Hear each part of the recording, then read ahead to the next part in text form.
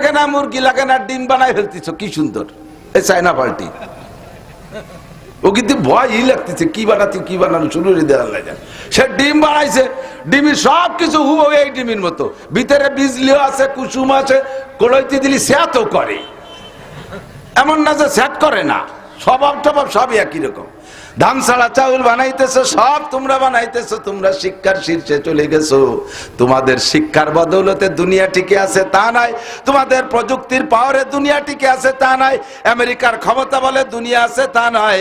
দুনিয়া এখনো আছে, আর ততদিন থাকবে যতদিন পর্যন্ত জমিনের ভিতরে একজন মানুষ ইমানদার আল্লাহওয়ালা থাকবে। আর রিয়াকশন যে রাত্রে যেদিন মাহফিল হয়, ওই রাত্রে ওই দিন ফজরের নামাজে মুসল্লি কম হয়, তাহলে রিয়াকশন হয়েছে না, পার্শ্ব প্রতিক্রিয়া, সাইড এফেক্ট। তো যে ওয়াজে সাইড এফেক্ট হয়, ওই ওয়াজেতে এফেক্ট হয় না, কাজ হয় না, সাইড এফেক্টই থেকে যায়, পার্শ্ব প্রতিক্রিয়া থেকে যায়, ক্ষতিই হয়ে যায়। আজকে আল্লাহ পাক আমাদের সুন্নতি টাইমের অনুসরণ করে আসার তৌফিক দিয়েছেন। সুন্নতি টাইম এজন্য বলি, হুজুর আলাইহিস সালাতু ওয়াস সালাম ফজর বাদ আর মাগরিব বাদ বয়ান করতেন, জুমার দিন খুতবার বয়ান। অতর্কিত কোনো বিষয় আচানক এসে গেলে সাহাবায়ে কিরামদেরকে ডাক দিয়ে বসে যেতেন, এর জন্য কোনো টাইম টেবিল ছিল না, প্রয়োজন যখন তখন। আর স্বাভাবিকভাবে হুজুর বেশিরভাগই বয়ান করতেন ফজর বাদ, সারা রাত ঘুমের পরে ফজরের নামাজ পড়ে কাজে নেমে পড়ার আগে 1-1.5 ঘন্টা টাইম। মানুষ বাড়ি থাকে, মন মানসিকতা ভালো থাকে, ক্ষুধা থাকে না, পেপাসা থাকে না, জরুরত থাকে না, ঘুম থাকে না, বয়ান শুনতেও ভালো, করতেও ভালো। সারাদিনের কাজ শেষ হয়ে যায় মাগরিবের আগে, মাগরিবের পরে এই টাইমটা খুব ফ্রি টাইম, কোনো চাপ নেই, এই সময় ওয়াজ করতেও ভালো, শুনতেও ভালো। তো এই জন্য হুজুর এই দুইটা টাইম বেছে নিয়েছিলেন, যার বয়ানে সুন্নতি টাইমের অনুসরণ করার কারণে আল্লাহ নবীর বয়ানের ফায়দা কি? কাফের, মুশরিক, বেঈমান, মুরতাদ, মুসলমান আর মুমিন হয়ে গেছে হাজার হাজার, লক্ষ লক্ষ। এখনো পর্যন্ত বয়ানের এই সুন্নত যেখানে চালু আছে সেখানে দেখবেন ফলাফল এরকম ভালো। দাওয়াত ও তাবলীগের ভিতরে যারা গিয়েছেন তবলিগে বলেন, রাত 1-1.5 পর্যন্ত ওয়াজ হয়। বিশ্ব ইস্তেমা সারা পৃথিবীর ভিতরে হজের পরে সবচেয়ে বড় মজমা, সে জায়গাও ঈশা পর্যন্ত বয়ান, ঠিক না? চরমোনাইয়ের ময়দানে এত বড় ময়দান, সে জায়গাও অল্প টাইম বয়ান, ঈশা পর্যন্ত বা 10টা পর্যন্ত, 10:30 পর্যন্ত। এই বয়ানের সুন্নত টাইমের সুন্নতের অনুসরণ করলে তার বরকত কি আসে? আজকেই মাত্র শুনলাম ভারতের এক হিন্দুর বক্তব্য, উনি বলতেছেন মুসলমানদের এই তবলিগের কারণে বিশ্বে 15 সাল থেকে নিয়ে 2015 সাল থেকে নিয়ে 21 সাল পর্যন্ত একটা হিসাব উনি শুনেছেন, তাতে 30 লক্ষ অমুসলমান কলেমা পড়ে মুসলমান হয়েছে। আমি ওয়াজ করি তো প্রায় 99 থেকে শুরু করছি, মাঠে আসছি। এই 25, 26, 27 বছরের ভিতরে আমি বলতে পারবো না যে 30 লক্ষ মানুষ আমি নামাজি বানাতে পারছি। হিন্দু তো মুসলমান দূরের কথা, না নামে মুসলমান কোটারে 30 লক্ষের নামাজি বানাতে পারছি, এই গ্যারান্টি আমি দিতে পারবো না। কারণ আমাদের বয়ানগুলো হয়ে যায় সুন্নতি টাইমের খিলাফ। এই জন্য সুন্নতের খিলাফ যে কাজ করবেন, দেখতে শুনতে সুন্দর হবে কিন্তু তার বরকত হবে না, তার থেকে কোনো ভালো ফল আসবে না। আল্লাহ তাআলা আমাদের আজকের এই সুন্নতি টাইমের অনুসরণ করে আসার কারণে আজকের মাহফিলের বরকত আমাদের সকলকে নসিব করে, সবাই বলে আমিন।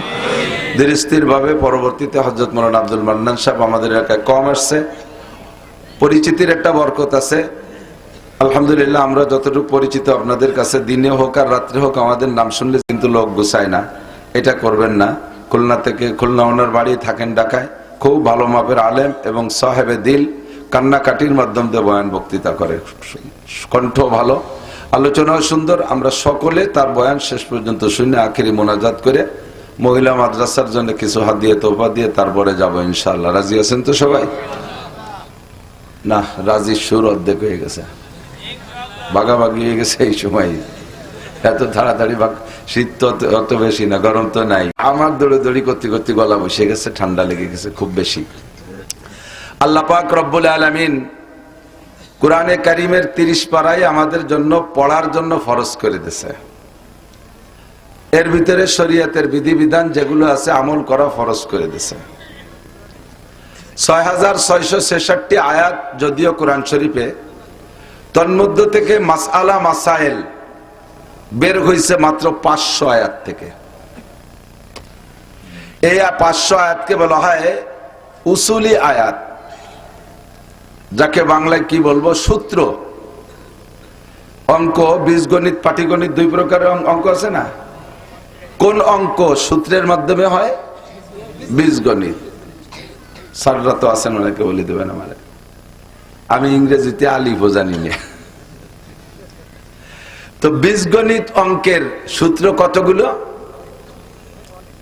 সূত্র অনেক না, সূত্র 38টা। 38টি সূত্র দিয়ে সারা পৃথিবীর কোটি কোটি কোটি কোটি অঙ্ক করে ফেলানো যায়। 1 টাকা থেকে নিয়ে হাজার হাজার কোটি টাকার অঙ্ক যাই করবেন, যত হিসাব নিকাশ করবেন, সূত্র 38টা। তো 38টা সূত্র দিয়ে হাজার হাজার অঙ্ক যেমন বের করা যায়, কোরআন শরীফের 500 আয়াত হলো সূত্রের আয়াত। এই 500 আয়াত দিয়ে আমার আপনার ব্যক্তি জীবন, পারিবারিক জীবন, সামাজিক জীবন, অর্থনৈতিক জীবন, রাজনৈতিক জীবন, আন্তর্জাতিক জীবন, মানুষের জাগতিক জীবন 6 ভাগে বিভক্ত। এই 6 জীবনের অসংখ্য মাসআলা বের করা যাবে এই 500 আয়াতের থেকে। 500 আয়াতের ভিতরে নামাজের কথা আছে, 500 আয়াতের মধ্যে রোজার মাসালা। শুধু এক নামাজের মধ্যে ঢোকেন, আয়াত হলো 500। আয়াত কত? 500ই সব নামাজের জন্য না, প্রত্যেক কয়েকটা আসছে নামাজের জন্য, বাকি অন্যান্য দিক। তালাকের আছে, বিয়ে শাদীর আছে, ছেলে মেয়ে জন্ম দেওয়া, তারপর রাষ্ট্র চালানো, মেম্বারি করা, চেয়ারম্যানি করা, ইরিদান লাগাবেন, বড়দান লাগাবেন, যত যা করবেন সব ওই 500 আয়াতের থেকে বের হয়েছে। তাহলে নামাজে সব 500 ধরেই পাই নাই, নামাজে 2-4টা আয়াত পাইছে, তার ভিতরের থেকে 2-4টা আয়াত পাইছে। সেই 2-4টা আয়াত দিয়ে নামাজের মাসআলা বের করছে কত জানেন? স্বাভাবিকভাবে ইমামে আবু হানিফা রহমাতুল্লাহ আলাইহির জামানায় উনি ওই কয়েকটা আয়াতের থেকে আর নবী পাক সাল্লাল্লাহু আলাইহি সাল্লামের অসংখ্য হাদিসের মধ্যে থেকে মাত্র 3500 হাদিস, মাত্র 3500 হাদিস আছে উসুলি হাদিস, যার থেকে মাসালা বের হয়। সব হাদিসের থেকে মাসালা বের হয় না। 3500 হাদিস আর 500 আয়াত, এই 4000কে সামনে রাইখা শরীয়তের সব বিধিবিধান বের করছে। তার ভিতরে 2 রাকাত নামাজ পড়তে লাগে 12000 মাসলা। 38টা সূত্র দিয়ে কোটি কোটি টাকার কোটি কোটি অঙ্ক যেমন বের করবেন, ওই রকম এই 4000-এর থেকে সারা জীবনের সমস্ত মাসালা বের করতে পারবেন। আপনারা অনেকে ভাবেন যে হুজুররা রাজনীতি নিয়ে নাচতেছে, হুজুর জ্ঞাতে যদি দেশ দিয়া হয় এটা কি হইবে না, তো বুঝিয়ে উঠতে পারতেছি না, একেবারে গামিয়ে যাচ্ছে মোটের পার। হুজুরা কি হইবে না, হুজুরা বিসিএস পড়ে নাই, ইঞ্জিনিয়ারিং পড়ে নাই, ডাক্তারি পড়ে নাই, কি ওই দিয়ে খাবে, কিন্তু বুঝে উঠতে পারতেছি না। আপনাকে ওই চিন্তা করার দরকার নাই। আমরা বাংলাদেশের হুজুররাও যা পড়ে হুজুর, আফগানিস্তানের মোল্লা হুজুররা বর্তমানে দেশে তারাও তাই পড়ে হুজুর, তারা 1 লাইন অন্য বেশি পড়ে না। সারা পৃথিবীর কওমি মাদ্রাসার সিলেবাস একই। তো 2-3 বছর চালাচ্ছে আফগানের মৌলবীরা দেশ। যা খবর পাইছেন একটু সত্যি কথা কন, মন্দ চালাচ্ছে না ভালো চালাচ্ছে? আবিষ্কার তাদের হাতে হচ্ছে কিনা? এমন গাড়ি বানাইছে জাপানও ফেল। টানেল খুঁজতে, কিভাবে টানেল, পাহাড় খনন করে টানেল বানাবে, বিজ্ঞানীরা হতভম্ব হয়ে গেছে, পশ্চিময় গডফাদাররা। এই মৌলবীরা ইন্দুরির মতো খুঁজি ফেলালো কিভাবে? বিশাল টানেল বানায় ফেলাইছে মরুভূমির ভিতর দিয়ে, এমন ভাবে সুন্দর করে খাল কাটছে যা আজ 1000 বছর ধরে সেই খাল কাটতে পারে নাই কেউ।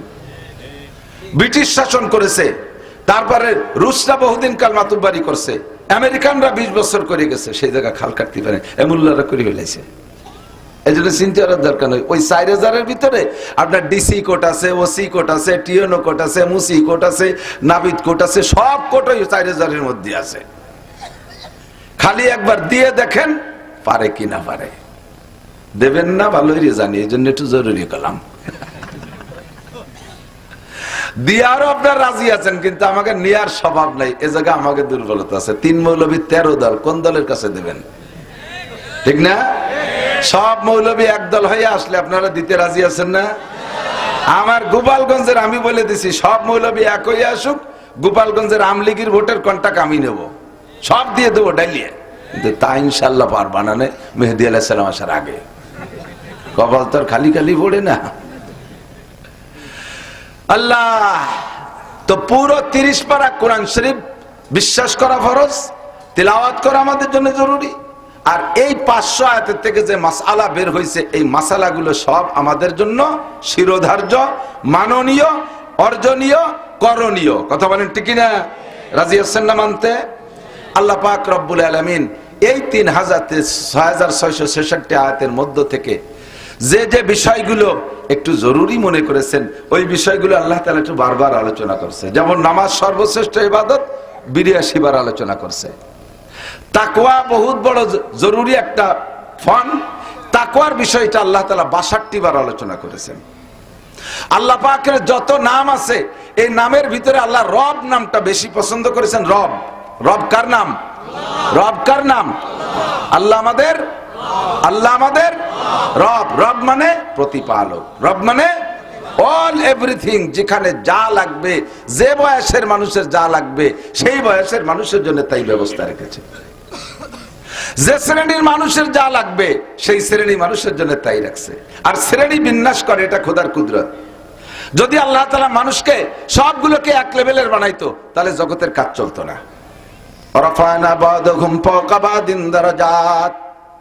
আমি আল্লাহ তাআলাই মানুষের ভিতরে ক্লাসিফিকেশন করে দিয়েছি। কেউরে মুসি বানাবো, কেউরে ঋষি বানাবো, কেউরে কামার বানাবো, কেউরে কুমার বানাবো, কেউরে তাঁতি বানাবো, কেউরে কুলু বানাবো, কেউরে মেম্বার বানাবো, কেউরে ভোটার বানাবো, কেউরে চেয়ারম্যান বানাবো, কেউরে উপজেলা চেয়ারম্যান বানাবো। এভাবে আমি ক্লাসিফিকেশন করে রাখছি, নইলে জগৎ চলতো না।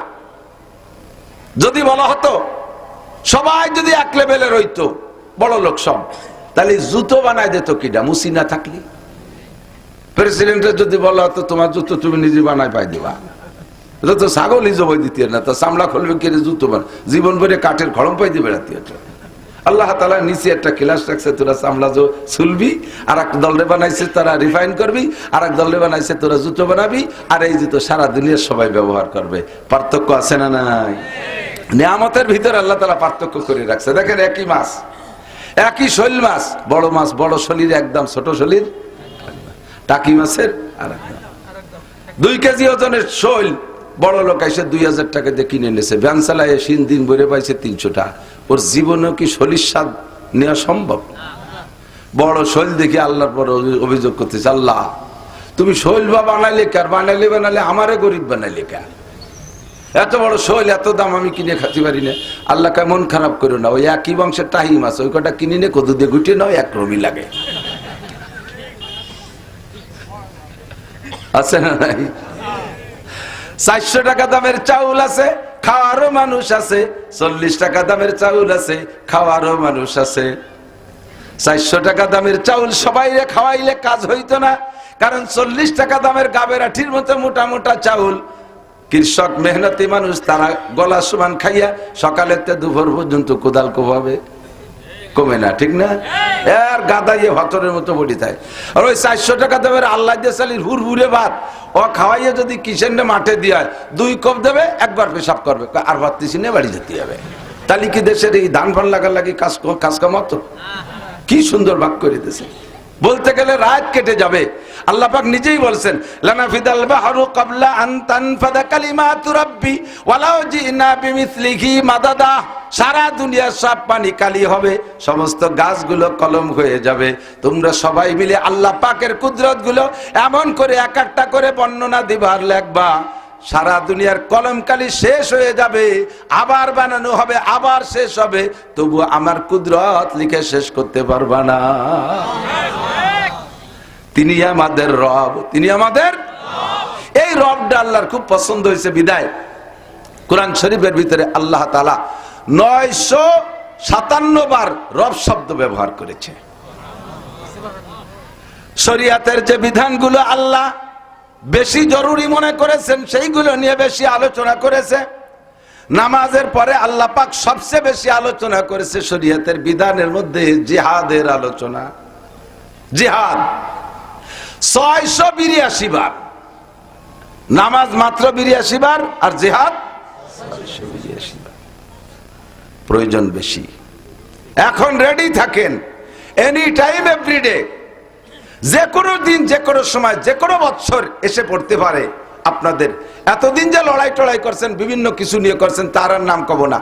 এবার যে যুদ্ধ আসতেছে, এই যুদ্ধ আসলে আসবে, কাফের মুশরিকের সাথে ঈমান আর ইসলামের যুদ্ধ। ঠিক আছে না?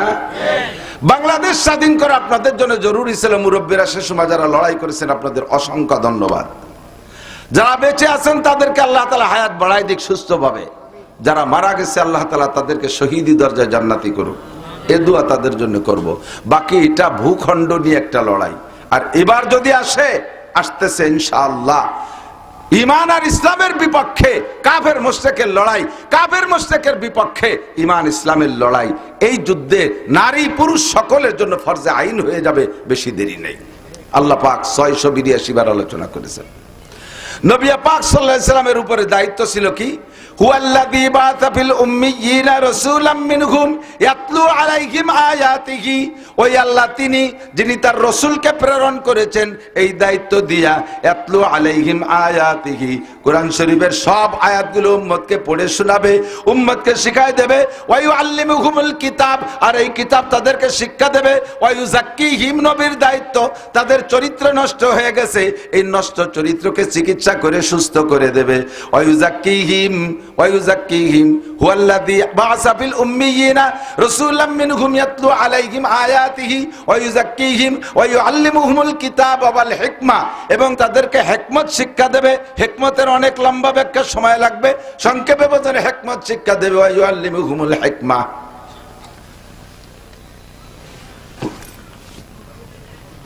আল্লাহ, আপনারা তো মনে করেন যে আর বাতাস খাইয়ে ভিটিয়াটা খাইয়ে চলে গেল। এই যে কোদাল কোয়া নিচ্ছে, কষ্ট কামিয়ে গেছে আগাগোড়া।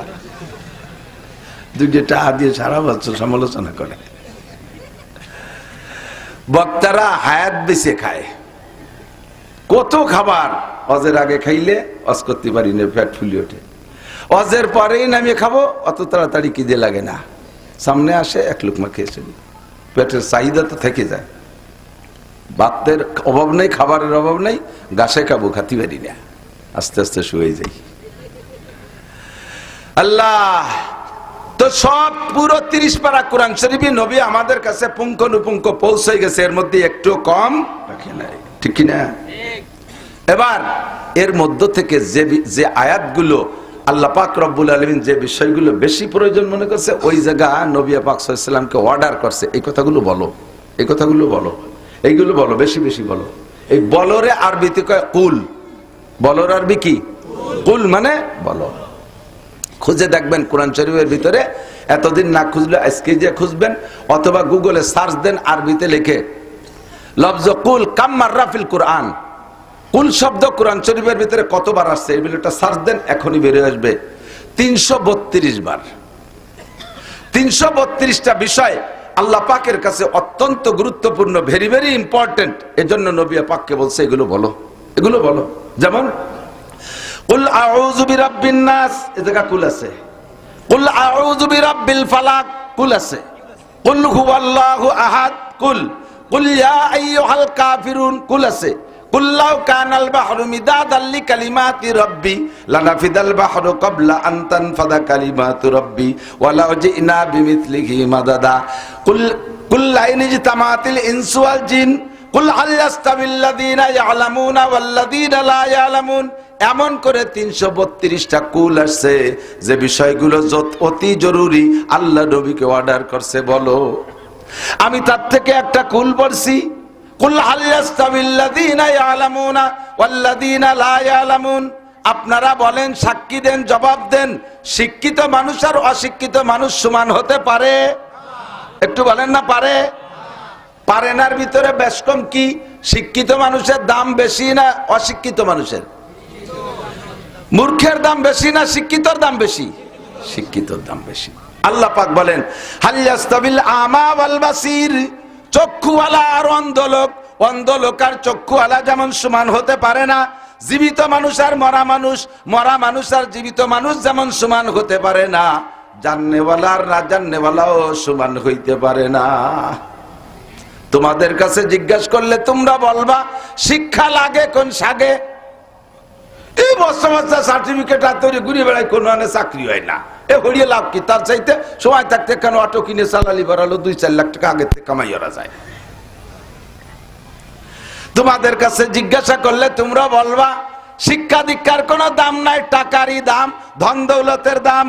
তোমরা এমন জবাব দিতে পারো, এজন্য আল্লাহ পাক নিজেই জবাব দিয়ে দেয়। আল্লাহ অ্যানসার দিয়ে দিচ্ছেন, ইয়ারফাইল্লাহুল্লাযীনা আমানু মিনকুম ওয়াল্লাযীনা উতুল ইলমা দারাজাত। আমি আল্লাহ পাকের কাছে গোটা মানব জাতির মধ্যে ওই মানুষগুলো সম্মানী। বলে ইয়ারফাইল্লাহুল্লাযীনা আমানু, যারা ঈমানদার, যারা ঈমানদার, বলেন যারা, তাদের দাম আল্লাহর কাছে অনেক বেশি। কত বেশি? সারা পৃথিবীর যত বেঈমান রাজা আছে, সারা পৃথিবীর যত বেঈমান প্রেসিডেন্ট আছে, প্রধানমন্ত্রী আছে, সারা দুনিয়ার সমস্ত বেঈমান এমপি মন্ত্রী যত আছে, সারা দুনিয়ার সমস্ত বেঈমান শিক্ষিত যত আছে, সবগুলোকে উঠাইয়া এক পাল্লায় রাখবেন, দাড়িপাল্লার এক পাল্লায় রাখবেন। আর আপনাদের এই গ্রামের, এই নহাটা গ্রামের একেবারে নিতান্ত ফেলাই নিয়ে একটা মানুষ, ওই লোকটা কলেমা পড়ছে লা ইলাহা ইল্লাল্লাহু মুহাম্মাদুর রাসূলুল্লাহ, এই কলেমা পড়া ফকির মানুষটারে আরেক পাল্লায় রাখবেন। আল্লাহ পাক রব্বুল আলামিন বলেন, সারা দুনিয়ার সবাই রে যে পাল্লায় রাখছো, তার চেয়ে আমার ফকিরের পাল্লার ওজন বেশি। বর্তমানে দুনিয়া আছে না ধ্বংস হয়ে গেছে? কতক্ষণ আছে? এটা দুনিয়া বর্তমানে আছে, খুব ডেভেলপ ভাবে আছে, খালি প্রযুক্তি আর প্রযুক্তি। ডবল রাস্তা, 3 ডবল, দোতলা 3 তলা রাস্তা। আগে আমাকে কুটিকালে এক কলি মাইনি নিয়ে কঠিন ছিল না, রাস্তা আবার দোতলা 3 তলায় করে তা কোনটা দিয়ে চলে আর কোনটার তলে পড়ি তাই এর একটা ভয় ছিল না। ঢাকা শহরে যাইবেন, ফ্লাইওভার 1 তলা 2 তলা 3 তলা রাস্তা। বাঙ্গার মোড়ে যাবেন, যাইয়া রাতের বেলা দিনের বেলা হারায় যাবেন ঘুরতি ঘুরতি, কুলিয়া সুরের মতো। কুলিয়া সুর যদি পেঁয়াজ খাইয়ে যায় তখন বাইরেও নিয়ে জানো লাবুদু মা তাবুদু লাবুদু মা তাবুদু, এর মধ্যে খালি ঘুরতি তারে তাই বাঙ্গার মোড়ের পেঁয়াজ।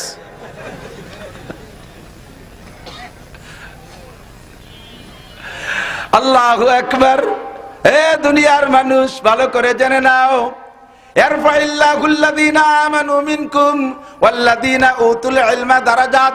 সারা দুনিয়ার সব শিক্ষিত পণ্ডিতরে এক বস্তায় রাখবা, এক পাল্লায় রাখবা, একজন ইমানদাররে আরেক পাল্লায় রাখবা। বর্তমানে শিক্ষার শীর্ষে চলে গেছো, মঙ্গল গ্রহে যাও তোমরা, চাঁদের দেশে যে জায়গা ভাগ করা শুরু করে দেছো, মধ্য আকর্ষণে স্টেশন বানাইয়া সে জায়গা তোমরা যাইতেছো।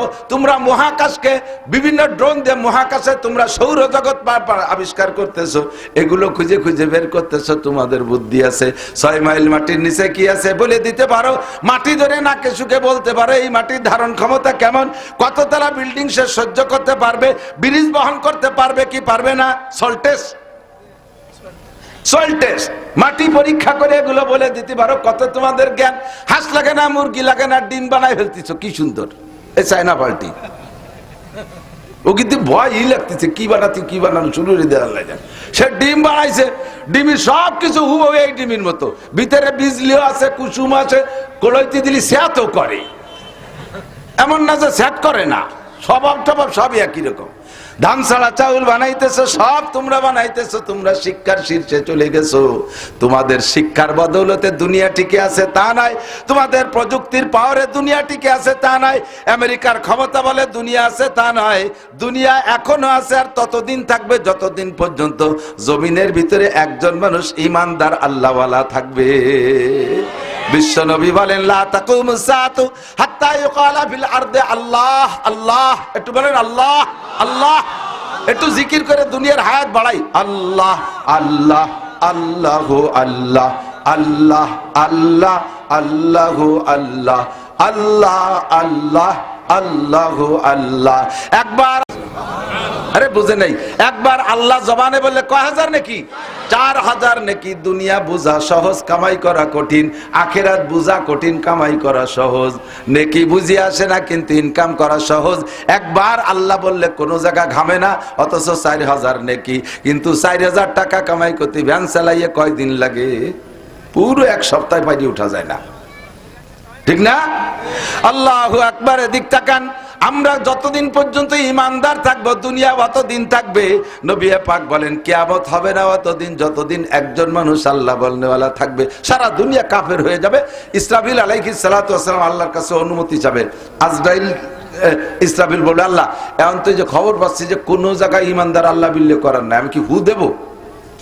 উনি ফু দিলি তৈরি যাবে, ফু দেবো আল্লাহ। তাই আজরাইলের কাছে শুনে নেই, আজরাইল কি অবস্থা, দুনিয়ার অবস্থা কি, ফু দেবে? কয় যে ফু তো দেবে, মকসেদপুর ওই যে নহাটা এক বাগানের মধ্যে এক বুড়ি একটা ঝুবড়ি বানায়, সেই বুড়ি তো জেকের ছাড়তিছে না। এক বুড়ি 90 বছরের বুড়ি, সে জিকির ছাড়তিছে না, ওই বুড়ি থাকতে তো পারা যাচ্ছে না। আল্লাহ পাক বলবেন ওই বুড়ি মরার আগে ইসরাফিল সিংহায় ফু দিবে না। বর্তমানে গোটা দুনিয়া টিকে আছে ওই বুড়ির ওসিলায়। যেদিন বুড়ি থাকবে না তারপরে ফু দিবা। আর আল্লাহর রহমতে এখন কোটি কোটি মুসলমান জিকির করে। কাজেই তোমাদের কারণে দুনিয়া না, দুনিয়া মোমেনদের কারণে টিকে আছে, ঠিক না? আল্লাহু আকবার। আল্লাহ পাক বলেন ইরফাইল্লাহুল্লাযীনা আমানু মিনকুম ওয়াল্লাযীনা উতুল ইলমা দারাজাত। যাকে আল্লাহ পাক ঈমান দান করেছে তার সম্মান সবচেয়ে বেশি।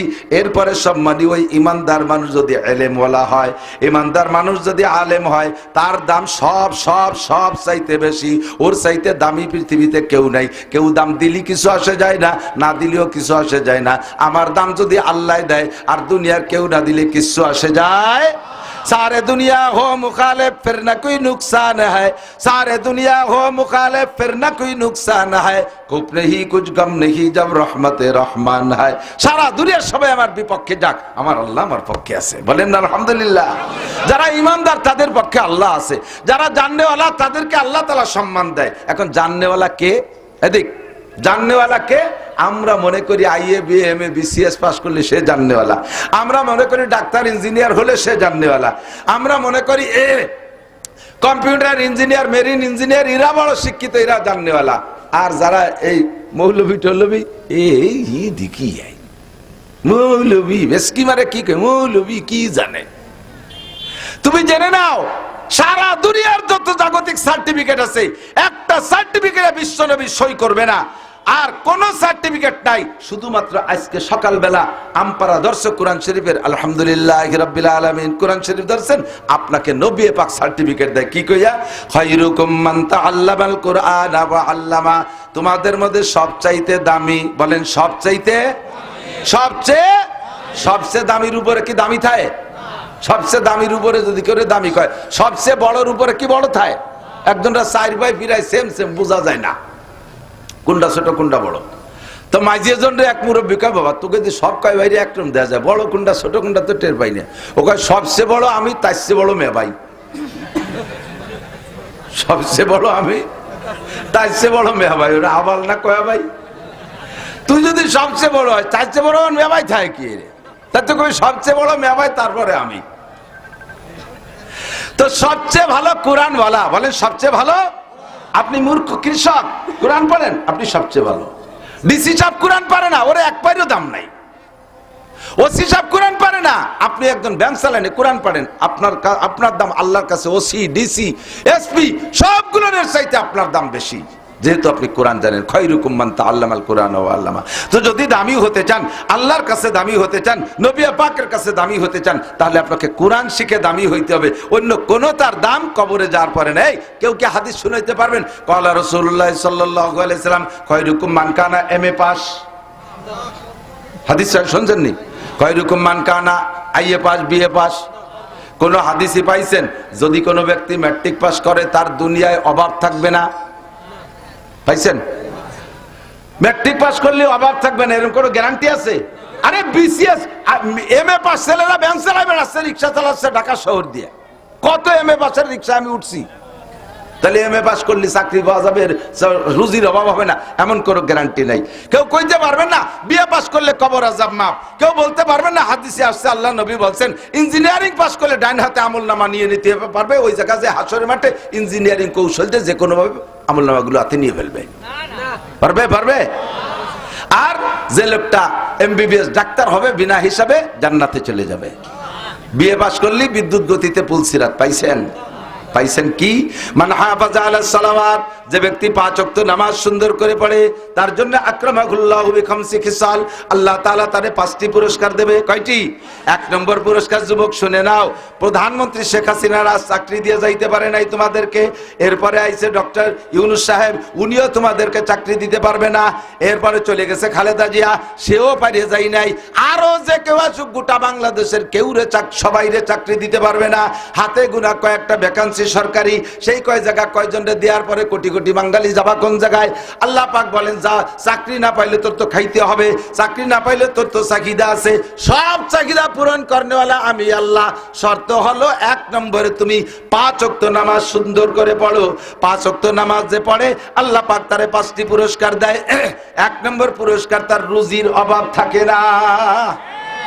আমার চাকরি দিয়ে দরকার কি, রুজি হলি তো হয়ে গেল। কতক্ষণ মসজিদের ইমাম সাহেব কোন মতে একটু কিরাতখানায় পড়ছে, আইএ বিএ এম এ কোনো সার্টিফিকেট নাই, কোন মতে কিরাতটা শুদ্ধ মসজিদের ইমামতি করে, তার রুজির অভাব আছে? 30 বাড়ি 30 দিন খায়, লজিং 30 বাড়ি না, বাড়ি বাড়ি, যে বাড়ি যেদিন খায় সেই বাড়ি আল্লাহরা সেই দিন ভালো খায়। মহিলা স্বামীরে বলেছে, হুজুর মাসে একটা দিন মোটে তুমি যেন পোল্ট্রি ফাঙ্গাস নিয়ে এসো না, 2 কেজি গরুর গোস্ত নিয়ে এসো, সাথে আমরাও খাওয়া নিয়ে একটা দেশি মুরগি নিয়ে এসো, আর বিলির কই আনো, যেন ওই যে ফার্মের কই আনিও না, পারলে 2-4টে শিঙ্গি মাছ নিয়ে এসো, আর ডিম জোগাড় করবানি আমি। সব দিয়ে দেশে ডিম ও ডিম। আরে বাবা, কাকি এত বড় ডিম দিয়ে 1 ডিম পারতে 2 মুরগি লাগে, এত বড় ডিম কোয়ানে পারে, দেশি মুরগির ডিম। এই সংগ্রহ করে হুজুরে প্রত্যেকে ডেলি খাওয়ায় ভালো ভালো, 30 দিন 30 বাড়ি খাইয়ে দেয়। আমার মতো শূন্য হুজুর ভুড়ি ছেড়ে দিয়েছে। পোশাকও খারাপ না, 1000-1200 টাকা দামের লুঙ্গি পরে, আর এই ফাও কাপড়ের রুমাল এ আছে 20-22 কেন, মহল্লায় যারা বিদেশ থাকে প্রত্যেকে হুজুরে দেয়। তা আমার তো বেঁচে থাকার খাওয়া আর এই পোশাক আশাক, এরপরে আমার কি দরকার আছে? কোটি কোটি টাকার মালিক হয়ে কি হবে? 1000 কোটি টাকার মালিক বাংলাদেশের, ভালো এক কোটিপতি, নাম কব না এখন, সবাই কলি চিনে ফেলবে এমন একজনের বক্তব্য আমি নিজ কানে শুনেছি। উনি বলেন অ্যারেস্ট হওয়ার পরে যে তোমরা আর কেউরে ছাড়ো না ছাড়ো, আমারে ছাড়ি দাও, আমার 80,000 কর্মচারীরে বেতন দিতে হয়, আমার 80,000 কর্মচারীর বেতন দিতে হয়। যার টাকা দিয়ে 80,000 কর্মচারী বেতন নিচ্ছে, 4 লাখ 5 লাখ 7 লাখ 10 লাখ পর্যন্ত তার টাকা দিয়ে বেতন নিচ্ছে কর্মচারীরা, নিচে থেকে উপর পর্যন্ত। অথচ ভদ্রলোক নিজে একটা ট্যাবলেট কেনার পয়সা পাচ্ছে না, দিলি অন্যভাবে দেয়া লাগতেছে, কিন্তু ডাইরেক্ট ওপেন ভাবে পাচ্ছে না। কতক্ষণ? তাহলে আমার অত বড় লোকে কিলা বলো। আর আল্লাহর রহমতে শুয়ে রয়েছি একের ভাঙ্গা ঘরের ভিতরে, কানের মধ্যে খিল লাগাই দিয়ে গান শুনতে শুনতে ঘুমাই যাচ্ছে, কানের মধ্যে খিল লাগাই দিয়ে ওয়াজ শুনতে শুনতে ঘুমাই যাচ্ছে। পুলিশও ডাইয়ে বার্তানে মাঝে মাঝে বেশি বেশি মশায় আইসে কানের দ্বারে মোবাইল করে, এর বেশি আর কোনো জয় ঝামেলা নাই, ঠিক কিনা? তাহলে আমার এই রিজিকের অভাব দূর হবে নামাজের মাধ্যমে। কিসের মাধ্যমে? নামাজের মাধ্যমে। যেই পরিমাণ দিক তাকান, নামাজের মাধ্যমে যেই পরিমাণ রিজিকের অভাব দূর হওয়ার কথা ছিল, নামাজের 5টা স্বভাব, দুনিয়ায় 2টে স্বভাবে দিক তাকান। 1 নম্বরে নামাজে নামাজিকে রুজির অভাব দূর করে দেয়, 2 নম্বরে নামাজে নামাজিকে সকল অন্যায় থেকে ফিরায়। জায়গা মতো চলে আসে, দিক নড়াচড়া হবে না, টাইম মতো আজান হবে, নামাজ হবে, নড়বেন না কেউ। নামাজের এই হাদিসে আছে 5টা কাজ। একটা দুনিয়ায় 4টে মরার পরে, কবর আযাব মাপ, ডান হাতে আমলনামা, বিদ্যুৎ গতিতে পুলসিরাত পার, বিনা হিসাবে জান্নাত। এই 4টে হলো মরার পরে। আর একটা দুনিয়ায় রুজির অভাব দূর করে দেবে, 1 মনে রাখবেন। 2 নম্বরে নামাজের আরেকটা স্বভাব হলো ইন্নাস সালাতা তানহা আনিল ফাহশাই ওয়াল মুনকার ওয়ালা যিকরুল্লাহি আকবার। নামাজ এমন একটা তাবিজ, নামাজ এমন একটা টিকা, যেই টিকাটা নিলে সকল রোগ থেকে মুক্ত থাকা যায়। মাঝে মাঝে দেখেন টিকা দেয় না বুলাবানকে, টিকা দেয় যে বাড়ি, আগের দিন মাইকিং করে জামাগো দিক তো যায়, দিক যায় কিনা জানি না, অমকের বাড়ি মেম্বারের বাড়ি দেবে, ওয়ার্ড চেয়ারম্যানের বাড়ি দেবে, উল্লেখযোগ্য 2-1টা বাড়ির নাম কয়, স্কুলই দেবে। তো টিকা দেয় যেদিন, সেই দিন সকালবেলা ওই টিকার পয়েন্টে দেখবেন হলুদ একটা কাপড় টানানো আছে, আছে না? ওর মধ্যে মাঝখানে দেখবেন এর একটা বৃত্ত আছে গোল, বৃত্তের মাঝখানে একটা বাচ্চার ছবি আছে, বৃত্তের 6 দিক দিয়ে 6টা তীর আছে, দেখেন আছে না? এই সব মিলিয়ে তর্জমা কি? অবশ্যই আমি যা বলবো তাই হবে আশা করি। বৃত্তটা এই পুরো কাপড়টা দুনিয়া, কাপড়টা দুনিয়া। এই দুনিয়ার ভিতরে মাঝখানে বৃত্তটা তার হায়াতের এরিয়া, হায়াতের সীমা। মাঝখানে মানুষটা, এই মানুষটার দিকে 6 দিক দিয়ে 6টা রোগে আক্রমণ করতেছে। 6 দিক দিয়ে 6টা রোগে আক্রমণ করতেছে। এই 6টা রোগ যদি একবার ভিতরে ঢুকে যায় তাহলে হাজারো চিকিৎসা করে কাম হবে না। কাজেই এই 6 রোগের ঠেকানোর জন্য সব মিলেইয়া ডাক্তাররা গবেষণা করে বানাইছে একটা টিকা, যেই টিকাটা ধারাবাহিক এই কয় মাস দিলে ওই ছেলেটার দেহের ভিতরে 6টা রোগ ঢোকে না। 6 রোগের প্রতিরোধক, 6 রোগের প্রতিরোধক। আল্লাহ পাক রব্বুল আলামিনও বলেন তোমার জিন্দেগিতে হাজারো রোগ, তোমার এই গোটা দুনিয়ার ভিতরে হায়াতের একটা সীমানা আছে, আছে না নাই? প্রত্যেকের হায়াতের একটা সীমানা আছে। তোমার হায়াতের সীমানা ভেদ করে তোমার দিকে ঢুকতে চেষ্টা করতেছে শিরিকের রোগ, কবরের রোগ, বেদাতের রোগ, জিনার রোগ, ব্যভিচারের রোগ, দুর্নীতির রোগ, ঘুষের রোগ, তারপরে কি বলে সুদের রোগ, মদের রোগ, নেশার রোগ, আইল ঠেলা রোগ, জাল দলিল করা রোগ, মিথ্যে সাক্ষীর রোগ, মিথ্যে মামলার রোগ, পরের জমি দখল করা রোগ, ডিসিআর কাটে জমি দখল করা রোগ, তারপরে এই কন্ট্রাক্টের মাল মারিয়ে দেওয়া রোগ, টোন মারা রোগ, মন মারা রোগ, সরকারি মাল মারিয়ে খাওয়া রোগ, এই সব রোগ চতুর্দিক দিয়ে তোমার দিকে ঢুকতেছে। এই সব রোগের ঠেকানোর জন্য আমি একটা টিকা আবিষ্কার করেছি। আল্লাহ পাক বলে আমি একটা টিকা তৈরি করেছি, সেই টিকাটার নাম নামাজ। টিকার নাম কি? ইন্নাস সালাতা তানহা আনিল ফাহশাই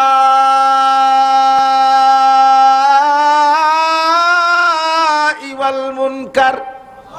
ফাহশারে টানসিকান সারা দুনিয়ার যত আকাম আছে সব নিয়েছি ভিতরে। দুনিয়ায় যত ফাহেশ কাম আছে, আকাম আছে, সবগুলোকে দমন করে একমাত্র নামাজ। বলেন একমাত্র নামাজে নামাজিরে ঘুষ খাইতে দেয় না, নামাজে নামাজিরে সুদ খাইতে দেয় না, নামাজে নামাজিকে আইল ঠেলতে দেয় না। আল্লাহ মিথ্যে কথা কইছে? ভালো করে মনে রাখেন। নামাজে নামাজি মহিলারে মাথার কাপড় ফেলাতে দেয় না, নামাজে নামাজি মহিলাকে মুখ খোলা বোরকা পরতে দেয় না, নামাজে নামাজি মহিলাকে অকথ্য ভাষায় গালাগালি কাজাকাজি করতে দেয় না, নামাজে নামাজি মহিলাকে ফালতু কথা দিয়ে ফালতু ছবি দেখতে দেয় না। এর থেকে ঠেকাই ফেলে, কয় যে না মিথ্যে কথা হুজুর। আমাকে এই অফিসে তো সবচেয়ে বড় ঘুষখোর যেটা, ওটি তো এত বড় দাঁড়িয়ে নামাজ পড়ে কপালে হেনে টিক্কি হয়ে গেছে। আমার এক চাচা, সে তো সে ঘুষ, সে যে নামাজ, ওর নামাজ দেখেন না, ফেরেশতাকে নামাজ পড়ে, আবার আসরে বারে টেঙ্গি এক কান দিয়ে যাইয়া আইল খুশে। সুবহানাল্লাহ। এ আছে না নাই? বুড়ো বুড়ো মানুষ, কাম নাই কাজ নাই, সংসার থেকে রিটায়ার্ড ছেলেরা Italy, Australia, France, Japan, German থাকে, আমেরিকা থাকে, বিদেশেতে বস্তা ভরে টাকা বাটায়। ছেলেরা বুড়ো কালে বাপরে কইছে আব্বা জীবন ভরে বহুত খাটনি খাটছেন, এই বুড়ো কালে আর খাটা লাগবে না, এখন আপনার টাকা দেবো, যা লাগবে বাজার ঘাটে যাবেন, কিনে কাটা করবেন, খাবেন দাবেন, তবলিগি সময় লাগাবেন, মসজিদি বেশি টাইম, মাঠে যেন কোনোদিন আপনারা জাতি না দেই। কিন্তু বুড়োর তো কৃষি ফ্যামিলির লোক, জীবন ভরে কৃষি কাজ করতে করতে অভ্যাস হয়ে গেছে, যতই কোটি কোটি টাকা দিক ওই কুদা টেঙ্গি একখান নিয়ে ডাঙ্গায় না গেলি বাসে না, চকে জাতি হবেই হবে। কাশি একখান নিয়ে কৃষক যারা আছে তারা কথা কর না কেন? আমিও কৃষি ফ্যামিলির ছেলে, বাপের সাথে কাজ করছি বিদায় এই ওয়াজের সিজন না থাকলে ওরা আমারও গার মধ্যে জ্বালা ঠায়, ঘাস কাটবো, বুই কোপাবো, এই এটা ওটা করবো, এ না হলে ভালো লাগে না। তো বিকেল বেলা আসরের নামাজ পড়িয়ে মাথায় পাগড়ি, তসবি এক গাছ হাতে, টেঙ্গি একখান নিয়ে যায় উনি, নামাজি মানুষ, আইল গাড়ি দেয়, আইল খসে, তা জিকিরের সাথে সুবহানাল্লাহ আলহামদুলিল্লাহ, কোপে কোপে জিকির, কোপে কোপে জিকির। মাঝখান দিয়ে কত বোন একটা কোপ দেবে না, সব আইল গাড়ি দেবে, জমি বলাবে। 30 বছর পরে এই জমি যদি বুড়ো বেচার সিদ্ধান্ত নেয়, বুড়োরে বলবেন আপনার সাথে কিনা বেচার কন্ট্যাক্ট হয়েছে, কাকা জমি কি মাপে জোপে ঠিক আছে? এই যে 10 কাঠা তো কইলেন, 10 কাঠা কি হবে না? কয় যে বাবা মাপতে যাইও না, ঠকে যাবা নেই, বলছি 10 কিনে নাও 10, 2 কাঠা বেশি ছাড়া কম হবে না। 30 বছর আইল খুশি, লাস্টে যে জিকির ফিকিরে খুঁজছি, কবে কবে জিকির। তাহলে নামাজও পড়ে, আসরের নামাজের পর আবার এই যে আইল খুঁজে, আপনি যদি কলেন যে আইল খুঁজা থেকে ঠেকায়, নামাজি মানুষ সুদে কারবার করে, আছে না নাই? আছে। হাজারে হাজার টাকা সাথে 1 মণ দান, এই সুন্নত জারি আছে না? হাজারে হাজার টাকা সাথে 1 মণ পিএস, এই সুন্নত জারি আছে। আবার নামাজি টাকা চাইতে যাবেন কর্জ, না টা পাবো কোয়ানে। কাকা কোনো উপায় নাই, আপনাকে বৌমা সিজারের রোগী, বাচ্চাটা নষ্ট হয়ে যাবে। বললাম না নাই নামাজ, এই যে তা নাই, এই মাত্র নামাজ পড়ে আসলাম, তুই বিশ্বাস করিস না। কোনো মতে সেও ছাড়ে নাই।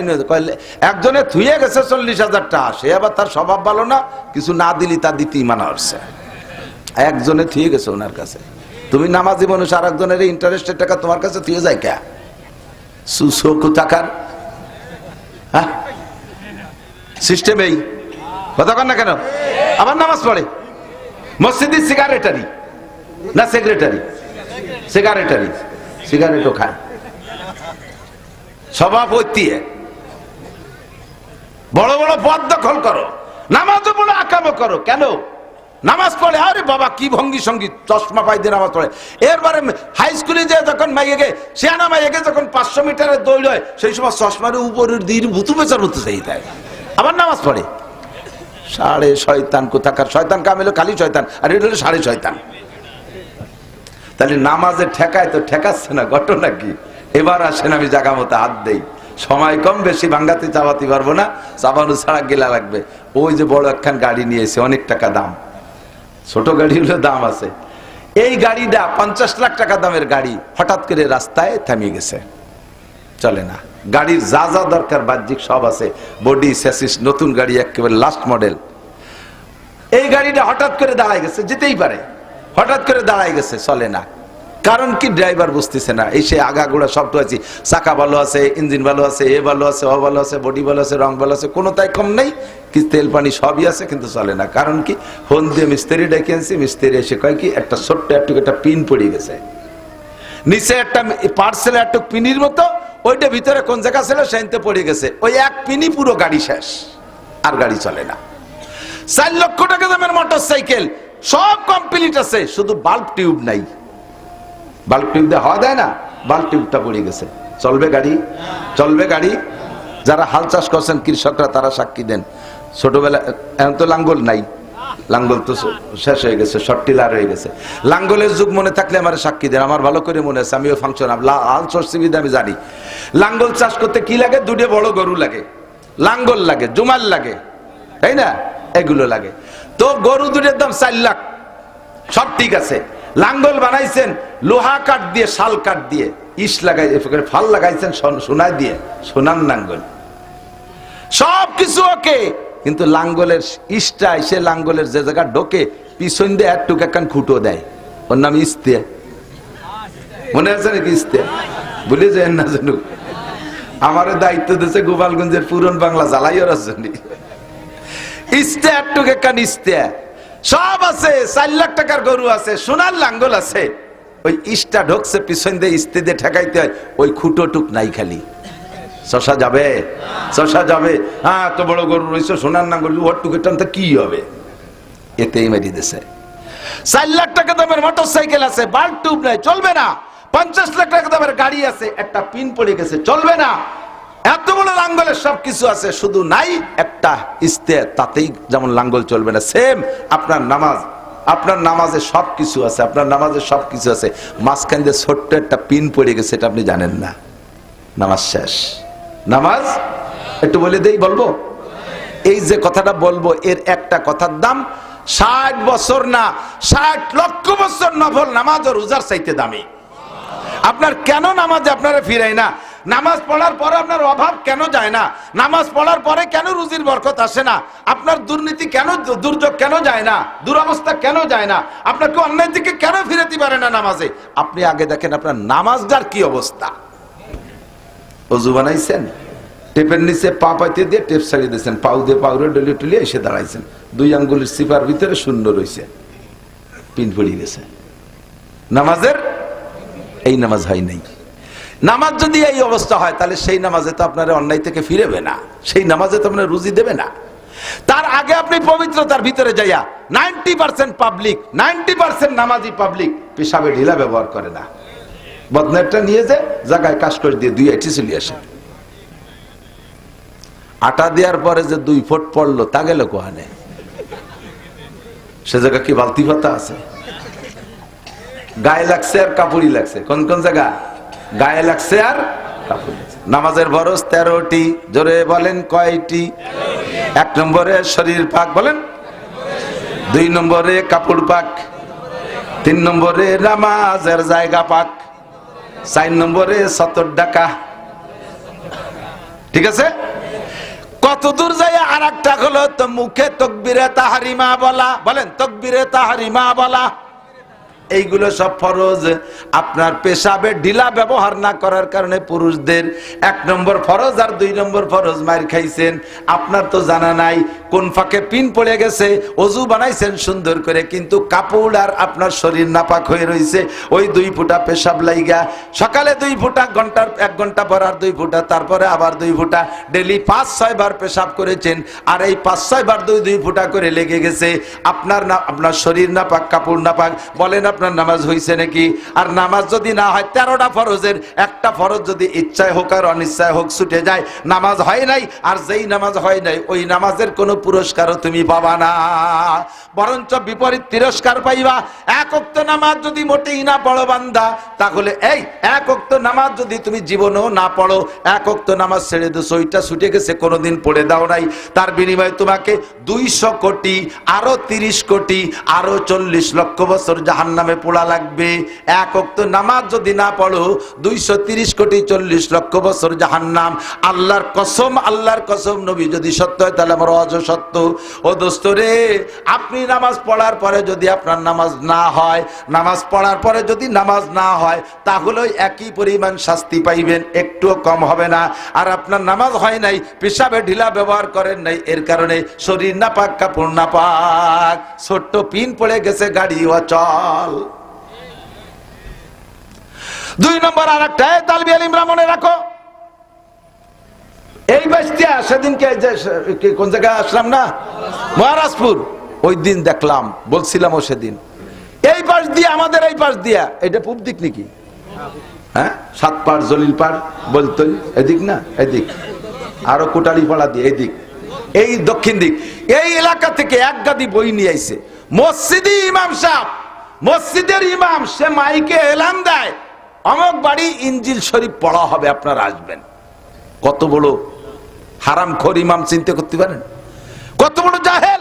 ইনজিল কিতাব, ঈসা আলাইহিস সালামের ইনজিল কিতাব এখন আমাদের পড়ার দরকার আছে? বাইবেল, তৌরাত, এ পড়ার দরকার আছে আমাদের? এই পড়ার জন্য ইমাম সাহেব এলান দেয়। এই ইমামগুলো পয়সা খাইয়া তাদের গরু হয়ে গেছে, তাদের গাড়ি জুমাইল দিয়ে শুষে বেড়াচ্ছে। সাধারণ আলেমরা ভালো করে লক্ষ্য করো, ইমান বিধ্বংসী শয়তান ঢুকে গেছে আমাদের ভিতরে, এই জন্য সব কথা খেয়াল করতে হবে। মুসল্লিদেরকে ডাইকা এই মশালা কয়, শুক্রবারে তুমি লম্বা লম্বা সিঁড়ি ভরাদের কিস্সা, হাওয়া আদমের গল্প, ইব্রাহিম ইসমাইলের গল্প শুনে লাভ নাই, ওর ভিতরে কোনো মশালা নাই, ও শুনে কোনো লাভ নাই, ও শুনে কোনো লাভ নাই। এই মশালাগুলো পড়াও। মুসল্লিরা নামাজের মশালা জানে না। ইমাম সাহেব যখন তাকবীরে তাহরিমা দেবে, আল্লাহু আকবার কবে, কানে আল্লাহু আকবার বলবে না? আপনারা মুসল্লিরা, আপনাদেরও মুখে আল্লাহু আকবার বলা ফরজ। আমি সচক্ষে দেখেছি, দেখি পাবলিক মুসল্লি মনে করে কানে হাত দিয়া ফরজ, মুখে আল্লাহু আকবার তো হুজুর কইছে, আমার তো আর কোয়া লাগবে না, মুখ বন্ধ রে বুতুড়িয়ে দাঁড়ায় রয়েছে উপর দিক, সেই মুখে আল্লাহু আকবার বলে নাই। ইমাম আল্লাহু আকবার বলার পরে সাথে সাথে আপনারও আল্লাহু আকবার বলা ফরজ। আপনি যদি মুখে আল্লাহু আকবার না বলে শুধু কানে হাত দিয়ে সানা বাঁধেন, আপনার নামাজ হয় নাই। আপনি তো মনে করছেন নামাজ পড়ছি, নামাজের পরে লাখ লাখ টাকা এসে যাবে, সে পয়সা করে চাইলে নেওয়া আসে না, হুজুর যা করলো, আল্লাহ যা করলো, তো মিথ্যে কথাই কইছে। নামাজে বলে রুজির বরকত, তো আগে যা ছিল এখন তাই, তা কি হলো তাই বুঝিয়ে কোনো ফায়দা পাচ্ছেন না, বিদায় কয় আগে না পড়ছিলাম ভালো হয়েছিল, পড়িও কোনো উন্নতি নেই, ও পড়বো না, কারণ সে নামাজই তো আপনার হচ্ছে না, তার থেকে ফায়দা পাবেন কি? কতক্ষণ? তাহলে আজকে মাসালা বুঝে নেন, ইমাম আল্লাহু আকবার বলার সাথে সাথে পিছনে পিছনে মুসল্লিরাও কি বলবে? আল্লাহু আকবার। প্রথম তাকবীর বলা ফরজ, এরপরে উঠতে বসতে যে তাকবীর, এগুলো বলা সুন্নাত। আপনিও বলবেন মুখে মুখে, কেন বলবেন না? আল্লাহর নাম না, কেন বলবেন না? ফাঁকে এর মধ্যে ছোট্ট সিকুন পিন মশলাটা কয়ে দিয়ে দিক দেখান। ইমাম সাহেব বড় জামাত নিয়ে দাঁড়াইছে, ইমাম সাহেব একটু টেনে বলছে আল্লাহু আকবার, একটু সময় লাগছে না? ইমাম আল্লাহ আওরে টানতেছে, আর আপনি ফাঁকে শটে মারি দিয়েছেন আল্লাহু আকবার। ইমামের আল্লাহু আকবারের আগে যদি আপনার আল্লাহু আকবার শেষ হয়ে যায়, আপনি ওই নামাজে জয়েন্ট সহি হয়নি। ইমাম সহ অন্যদের নামাজ হবে, আপনার নামাজ হবে না। কাজেই আপনি নামাজের পরে কোনো পুরস্কার দুনিয়াও পাবেন না, আখেরাতেও পাবেন না। নামাজের থেকে যা পাওয়ার দরকার ছিল, তার যে ক্রিয়া, কিচ্ছুই আপনি পাচ্ছেন না। কথা কি বোঝা গেছে? নামাজের এই জাতীয় মাসালা যে কত রয়েছে, ইমাম সাহেব, এই উলামায়ে কিরামরা খেয়াল করে, উলামায়ে কিরামরা খেয়াল করে, যারা নামাজ পড়ার মাঝে মাঝে ইমাম সাহেবরা খেয়াল করবেন। মহিলাদের কথা বলবো, মহিলা মাদ্রাসা তো উন্ডা একটু পাবে, তাতে উন্ডা বেশি দেশে বলবানি দাঁড়ান। এদিকে ইমাম সাহেবরা কিরাতের মাসালা শুনতেছে সবাই, কিরাত কিরাত ইমাম সাহেবরা কিরাত পড়বেন, কিরাতটা লক্ষ্য করে পড়বেন। ইমাম সাহেবরা কিরাত পড়বেন, সূরা ফাতিহা পড়বেন, প্রত্যেকটা আয়াতে ছেড়ে ছেড়ে দিয়ে পড়বেন। একটা আয়াত ছেড়ে দেবেন, আল্লাহ তাআলা একটা জবাব দেয়। আপনি যখন পড়বেন আলহামদুলিল্লাহি রাব্বিল আলামিন, আল্লাহ খুশিতে হামিদানি আব্দি, আমার বান্দা আমাকে প্রশংসা করেছে, এই কথাটা আল্লাহ কয়। আর রহমানির রহিম, আল্লাহ কয় আতনা আলাইয়া আব্দি, আমার বান্দা আমাকে উপযুক্ত প্রশংসা করেছে। পাশাপাশি তার মালিক ইয়াউমিদ্দিন, বিচার দিনের মালিক আমার কে? বলার সাথে সাথে আল্লাহ কয় সাদাকা আব্দি, চমৎকার, আমার বান্দা সত্য কথা বলেছে। আমি যে বিচার দিনের মালিক, কথা আমার বান্দা, তুই সত্যি কইছিস বান্দা। এইভাবে আপনি একটা বলবেন, আল্লাহ একটা বলবে, দুইজনের মধ্যে গল্প আছে। এই জন্য আসসালাতু মিরাজুল মুমিনিন, নামাজ হলো মুমিনের মিরাজ। মিরাজ মানে আল্লাহর সাথে নবীর সাথে গল্প হয়েছে, আপনি নামাজের মধ্যে দেন গল্প করতেছেন। আপনি একটা বললে আল্লাহ একটা কয়, আপনি একটা বললে আল্লাহ একটা বলে, তাহলে গল্প হচ্ছে না। এরপরে 3 নম্বর 4 নম্বর আয়াত কি? ইয়্যাকা না'বুদু ওয়া ইয়্যাকা নাস্তাঈন, তোমারই ইবাদত করি, ওয়া ইয়্যাকা নাস্তাঈন, সকল সাহায্য তোমারই কাছে চাই। দুটি কথা না? তোমার ইবাদত করি আর সাহায্য তোমার কাছে চাই, এর মধ্যে 2 ভাগ। আল্লাহ কয় হাদা বাইনি ওয়া বাইনা আব্দি, এই একটা ভাগ হয়ে গেছে, অর্ধেক আমার আর অর্ধেক আমার বান্দার। বান্দা কইছে ইয়্যাকা না'বুদু, তোমার ইবাদত করি, এটা হলো আমার, ওয়া ইয়্যাকা নাস্তাঈন কইয়ে আবার সে নিজের সাহায্য চাওয়া শুরু করে দিয়েছে, কাজে ওটুক বান্দার। আল্লাহ তাই কয় হাযা বাইনি ওয়া বাইনা আব্দি, এই আয়াতটা আমার আর আমার বান্দার মধ্যে 2 ভাগ। ওয়ালি আব্দি মা সাআলা, বান্দা আমারটা তো আমি পেয়ে গেছি, আর আমার বান্দা যেটা বললো যে তোমার কাছে সাহায্য চাই, তাকে তা দিয়ে দিলাম। এই সাহায্য সাধারণ সাহায্য, আমি কোন নাম কইনি কি সাহায্য, আমার যা যা লাগবে সব দেব। আমি কি জানি আমার কি কি লাগবে? সব তুমি জানো, যা যা লাগবে সব দেব, নাস্তাইন। এরপরে কয় আল্লাহ আমার টার্গেট আছে 2টি, একটা বলবো? আরে আমি আপনার কাছে শুনতেছি নাকি? আল্লাহর কাছে বলতেছি আর কি। আল্লাহ বলবো আমার আরেকটা জিনিস, এটা তো সাধারণ চাইছি, আমি টার্গেট আছে, বলবো? আল্লাহকে বলো, কয় ইহদিনাস সিরাতাল মুস্তাকিম, সবই দিবা, সব সাহায্য চাই, তবে আমাকে সঠিক রাস্তা দেখাও। বাংলাদেশে বসে তো রাস্তার অভাব নাই, কত রাস্তা, চতুর্দিক দিয়ে রাস্তা। তবলিগ, চরমুনাই, আটরশি, চন্দ্রপাড়া, সুরেশ্বর, বোদেশ্বর, ইনায়তপুর, বাহাদুরপুর, মিলাই দিয়ে, বেমিলাই দিয়ে, কিয়ামিয়ে, বেকিলামিয়ে, আহলে হাদিস, হিজবুত তাওহীদ, কাদিয়ানি, এ সবাই এসে কয় যে আমাকে সাথে এই দিক দিয়ে ঢাকা যাওয়া যায়। কার সাথে যাবো কও দি আল্লাহ? আমি এত দলের মধ্যে খুঁজে পাচ্ছি না সিরাতে মুস্তাকিম, আমার সঠিক রাস্তাটা তুমি না দেখালে কিন্তু হারাই দেবানি। তবে আমার একটা অনুরোধ, আল্লাহ বলবো? কয় বলো। কয় কি? এই আয়াত বলার পরে আল্লাহ কয় ওয়ালি আব্দি মা সাআলা, তুমি যা চাইছো দিয়ে দিলাম। এরপরে বলতেছি আল্লাহ আমার একটা দাবি, অনুরোধ, মেহেরবানি করে ইহদিনাস সিরাতাল মুস্তাকিম, আমি আল্লাযীনা আন'আমতা আলাইহিম, যেই রাস্তাতে চলার কারণে একদল মানুষকে তুমি পুরস্কৃত করেছো, ওই রাস্তাটা আমারে দেখাই দাও। বলার সাথে সাথে আল্লাহ কয় ওয়ালি আব্দি মা সাআলা, থ্যাংক ইউ, তুই যা চাইছিস দিয়ে দিলাম, যা, তোরে কোনো খারাপ রাস্তায় কেউ নিতে পারবে না। এদিক লাস্টে বলছি আল্লাহ তোমার পায়ে ধরি, কুদরতি পায়ে পড়ি, একটু পরে সিজদা দেব, তোমার কাছে অনুরোধ, একটা রাস্তায় যেন আমি যাই, 2টি রাস্তায় যেন আমি যাই না। একটা হলো গায়রিল মাগদুবি আলাইহিম ওয়ালাদ-দাল্লিন। মাগদুবি আলাইহিম মানে ইহুদি, দাল্লিন মানে নাসারা। ইহুদি মানে ইসরায়েলিরা, আর নাসারা মানে খ্রিস্টান আমেরিকানরা। এই 2 দলের রাস্তায় তুমি আমারে সালাম আনা, তোমার পায়ে ধরি আল্লাহ। দেখো আল্লাহ, এই জামানা কিন্তু এসে বাড়ি খারাপ, আমার এই 2 রাস্তাতে তুমি বাঁচাও। আল্লাহকে ওয়ালি আব্দি মা সাআলা, ঠিক আছে, দাল্লিনকে ছেড়ে দিলি, সাথে সাথে আমার শরীরের ভিতরে 360টা ফেরেশতা আছে, ওরাও সাথে সাথে কয় আমিন। এবার নবী পাক বলেন ইজা মান ওয়াফাকা তামিনুহু তামিনাল মালায়েকা গুফিরা লাহু মা তাকাদ্দামা মিন যামবিহি। যখন ইমাম বলে দেয় গায়রিল মাগদুবি আলাইহিম ওয়ালাদ-দাল্লিন ফাকুলু আমিন, তোমরা আস্তে আস্তে আমিন বলো। আরে তোমরা আমিন যখন বলো ফেরেশতারা তখন আমিন বলে। মান ওয়াফাকা তামিনুহু তামিনাল মালায়েকা, যার আমিন ফেরেশতার আমিনের সাথে মিলে যায়, গুফিরা লাহু মা তাকাদ্দামা মিন যামবিহি, ওর জীবনের সব গুনাহ ক্ষমা হইয়া যায়। একটু একটা মাসালা কই বলবো, এদিক তাকান। আমিনটা জোরে কব না আস্তে কব, এই ব্যাপারে আপনারা দ্বিধাদ্বন্দ্বে আছেন। নতুন ওই যে ছোট অল্প বয়সী 16-18 বছরের সাইকুল হাদিস আমাদের ভিতরে ঢুকে পড়ছে। সাইকুল হাদিস ওর বগল ভরা বুখারি, তাই একটু একটু বুখারি। এই বুখারি আলা সাইকুল হাদিসকে পালাই পড়ে মহা বিপদে আছি। আর বাংলাদেশে জীবন ভরে হানাফি মাযহাবের, সৌদি আরবে যায় কয় বছর চাকরিতে ঘোড়া গেদা ভেড়া মেড়া চড়াইয়ে দুম্বা টুম্বা চড়াইয়ে ওই জায়গাতে মশলা নিয়ে ঢালি দেশে বস্তা ভরিয়ে বড় বড় ব্যাগেজ লাগেজ নিয়ে আইছে, খুলে দিছে, ওর মধ্যে খালি মশলা বাড়িয়ে মসজিদে যাইয়া বুহির পর ছানা বাঁধে পাও খানিক চেরাই দিয়ে ফাঁসের জন্য লাতই চড়াই দিয়ে আমিন ভাব দে। বেটা তোরে কি সৌদি আরব পাঠাইছে আমিনটা নিয়ে তিনি তুই গেছিস কটা টাকা আনবি, বুড়ো কালে যা দুয়ে মুছে খাতি পারি, তুই আমিন আনতে গেছিস কে? জানতে আমরা যাবো। মুফতি আব্দুল গফফার সাহেব 50 বার গেছে, বাংলাদেশের উলামায়ে কিরাম শত শত বার গেছে, তারা তো আমিনটা নিয়ে নেয় না। তুই মূর্খ মানুষ আনতে গেছিস কে? ও জায়গাতে কি আনতে হবে তা আনার মতো বুদ্ধি আমাকে আছে। এদিক তাকান। আমিন আস্তে বলবেন না জোরে বলবেন, এই বিষয়টা বলে আমি ওয়াজের দিকে যাচ্ছি। আমিন আপনি আস্তেও বলতে পারেন জোরেও বলতে পারেন, কোনো দোষ নেই। এদিক খেয়াল করেন, আমিন আস্তেও বলতে পারেন জোরেও বলতে পারেন, তবে আপনার সামাজিকতা রক্ষা করার একটা দায়িত্ব আছে। মসজিদে সবাই আসতে বলছে, আপনি একা যদি কোন আমিন, সব মুসল্লিকে মন আপনার দিক চলে যায়, নামাজের থেকে সব মুসল্লির মন আপনার দিক চলে গেছে, ঠিক কিনা? আপনি সবাই নামাজের ভিতরে একটা খলাল সৃষ্টি করে ফেলাইছেন, একটা ঝামেলা বাধায় দিয়েছেন। সে একদানে আল্লাহর দিকে তাকে নামাজ পড়তেছিল, তার মনটা আপনার দিক নিয়ে গেছেন, এই একটা অন্যায় করছেন। এই জন্য আপনি একা হলে আমিন জোরে বলার পার্টিও যদি হন তবু জোরে বলবেন না।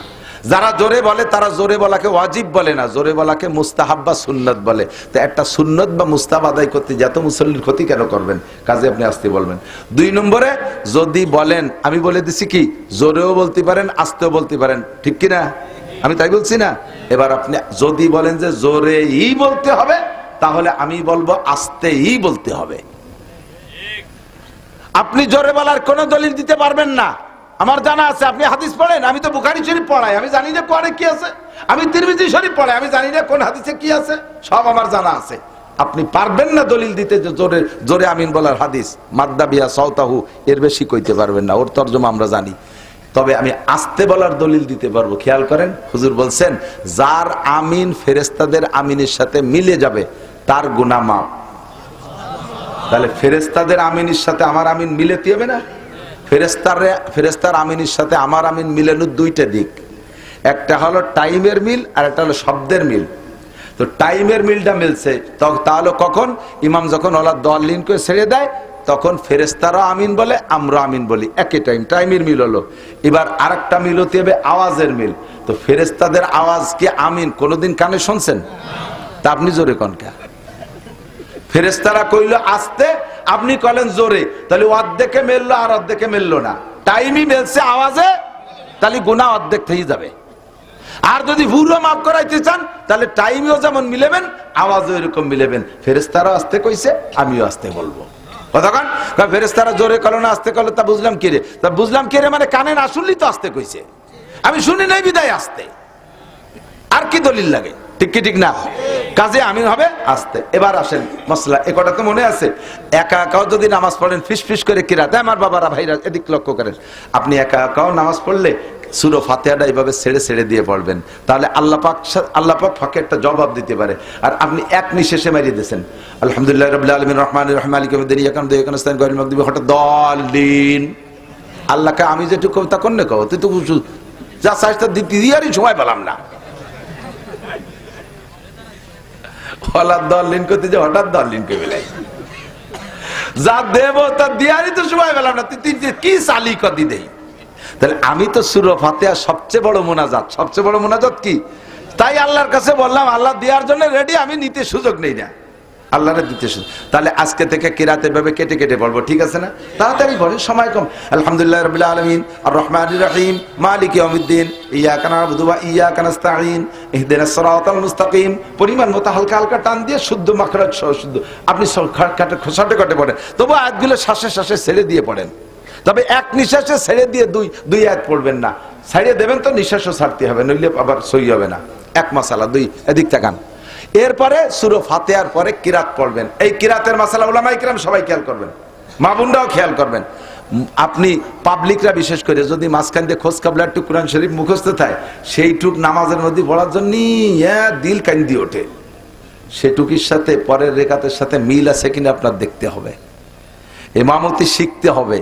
আমি গহরডাঙ্গায় দাওরা পড়ি যেবার মৌলানার ক্লাস, 6 মাসের পরে 6 মাস আমি অন্য নানুপুর পড়ছি, মেশকাত তারাই ফুকরে পড়ছি, জালালেন পর্যন্ত। গহরডাঙ্গা শুধু দাওরা হাদিস পড়ছি। তো 6 মাস পরে যাইয়া কি দেখি রে হুজুররা, চৌমনি হুজুর আমার কই যে তুমি আসর মাগরিব ঈশা 3 ওয়াক্ত নামাজ পড়াবা মাদ্রাসার মসজিদে। 1400 ছাত্র, মোহতাম সাহেব হুজুর, চৌমনি হুজুর, ঢাকার হুজুর, কাশিনী হুজুর, বরিশালের হুজুর, কোটালীপাড়া হুজুর, পাটগাতির হুজুর, বগুড়ার হুজুর, বড় হবের সাহেব হুজুর। এরা হলো বাঘের মতো মানুষ, মানে সামনে দিয়ে আটতে গেলেও পেশাব এসে যায় বয়তে, এমন বেটা বেটা মানুষ। তার মধ্যে আমার দেশে ইমামতিতে, আমি তো হাফেজ না, পাবলিক নামাজ পড়াই, কাঁপতি কাঁপতি পড়াই। প্রথম তো ছোট ছোট আয়াত তো দম পুরো যায়, সে সাইডে উঠতে পারি না, ঢোক এসে যায়। তো ওইভাবে পড়াই। এবার কণ্ঠ ছিল ভালো, হুজুর আমার খুব পছন্দ করছে, উচ্চারণ যা ছিল সব হুজুরই সাপোর্ট দিছে। এখন কিরাত ওইরকম যে আনতে পারি সে আনতে পড়ি, আমার তো ওই ফিকা জানা নাই। বরিশালের হুজুর রহমাতুল্লাহ আলাইহি ক্লাসের মধ্যে একদিন বলতেছে, মিয়া আজকে মাগরিবের নামাজে প্রথম রিকাতে আলাম তারা পড়লে, পরের রেখাতে ইন্না তাইনা পড়লে, দুই সূরার মধ্যে মিল কি? তুমি তো আলেম হয়ে গেছো মাওলানা, তরজমা তো জানো, কোন তরজমার মিলের কারণে আলাম তারার পরে ইন্না তাইনা পড়লে? আর একদিন প্রথম রেখাতে লিলাফি পড়ছি, পরের রেখাতে যে কুলু সূরা পড়ছি।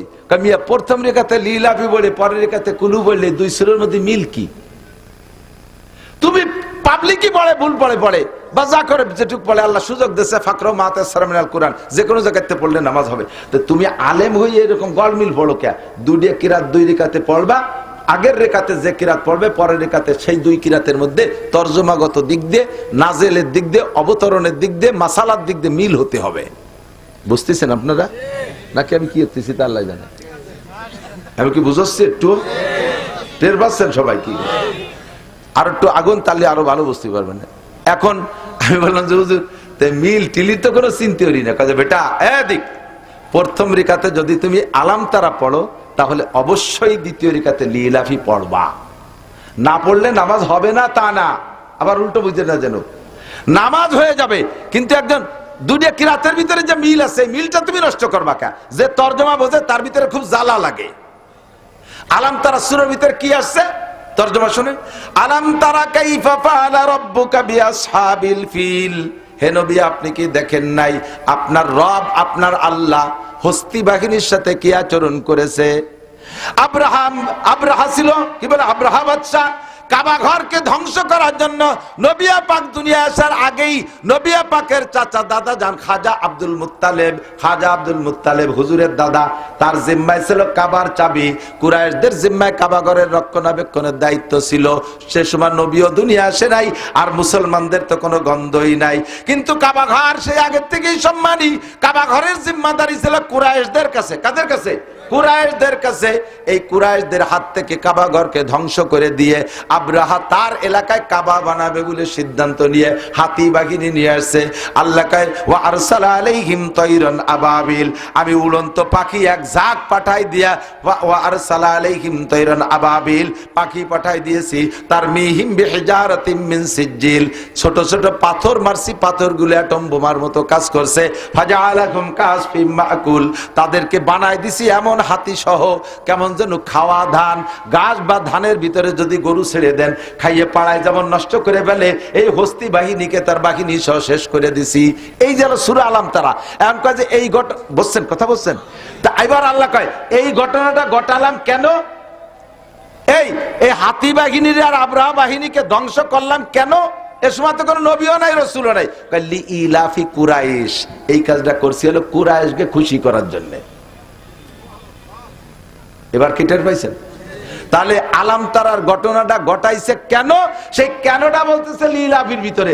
কাজে আমার আর দুইটা মিল সূরার মিল, তরজমাগত মিল যে পড়তে হলে আলাম তারা পড়া কোন সূরা পড়তে হবে? লীলাভি পড়া লাগবে। এবার কি টের পাইছেন? এভাবে শব্দ আপনারা আমি বুঝই পারবো না। সারা কোরআন শরীফকে এভাবেই সাজানো হয়েছে। এই আয়াতের পরে এই আয়াত কেন, এই আয়াতের পরে এই আয়াত কেন? আমার হাফেজ সাহেবরা পৃষ্ঠা শেষ হলে রুকুতি চলে যায়, আমার পড়ানোর মধ্যে খস করে ওঠে।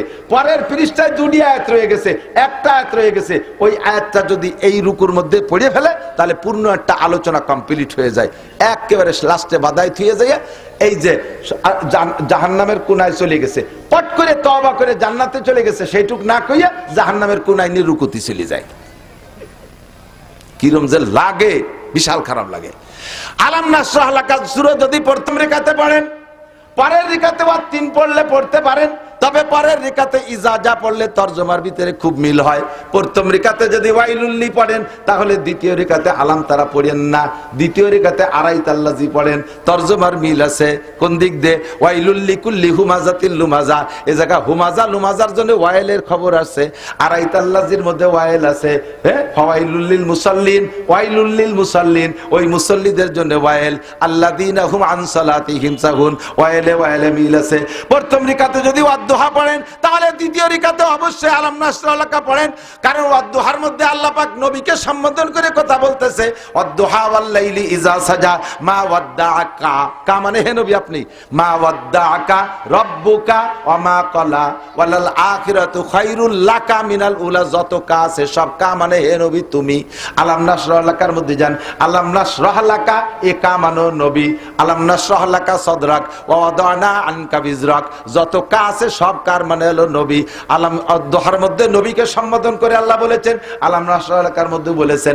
অন্য সূরা পড়লে নামাজ হবে না তা না, কিন্তু একজন ইমাম, একজন আলেম মানুষ কেন গড় মিল পড়বে? এই জায়গাতে 2 আয়াত, ওই জায়গাতে আরেক জায়গাতে 2 আয়াত। সূরা ইজা সামান ফাতারাত পড়তে এদিক এই হবে সামনে খেয়াল হলো না, আরেক দিচ্ছে বসে দিই, এই লাঠি দিয়ে পিটেন দেয়। ছোট তো ওরাই ভুল করে, এই জন্য ওকে ধমক দিয়ে শিখেছি।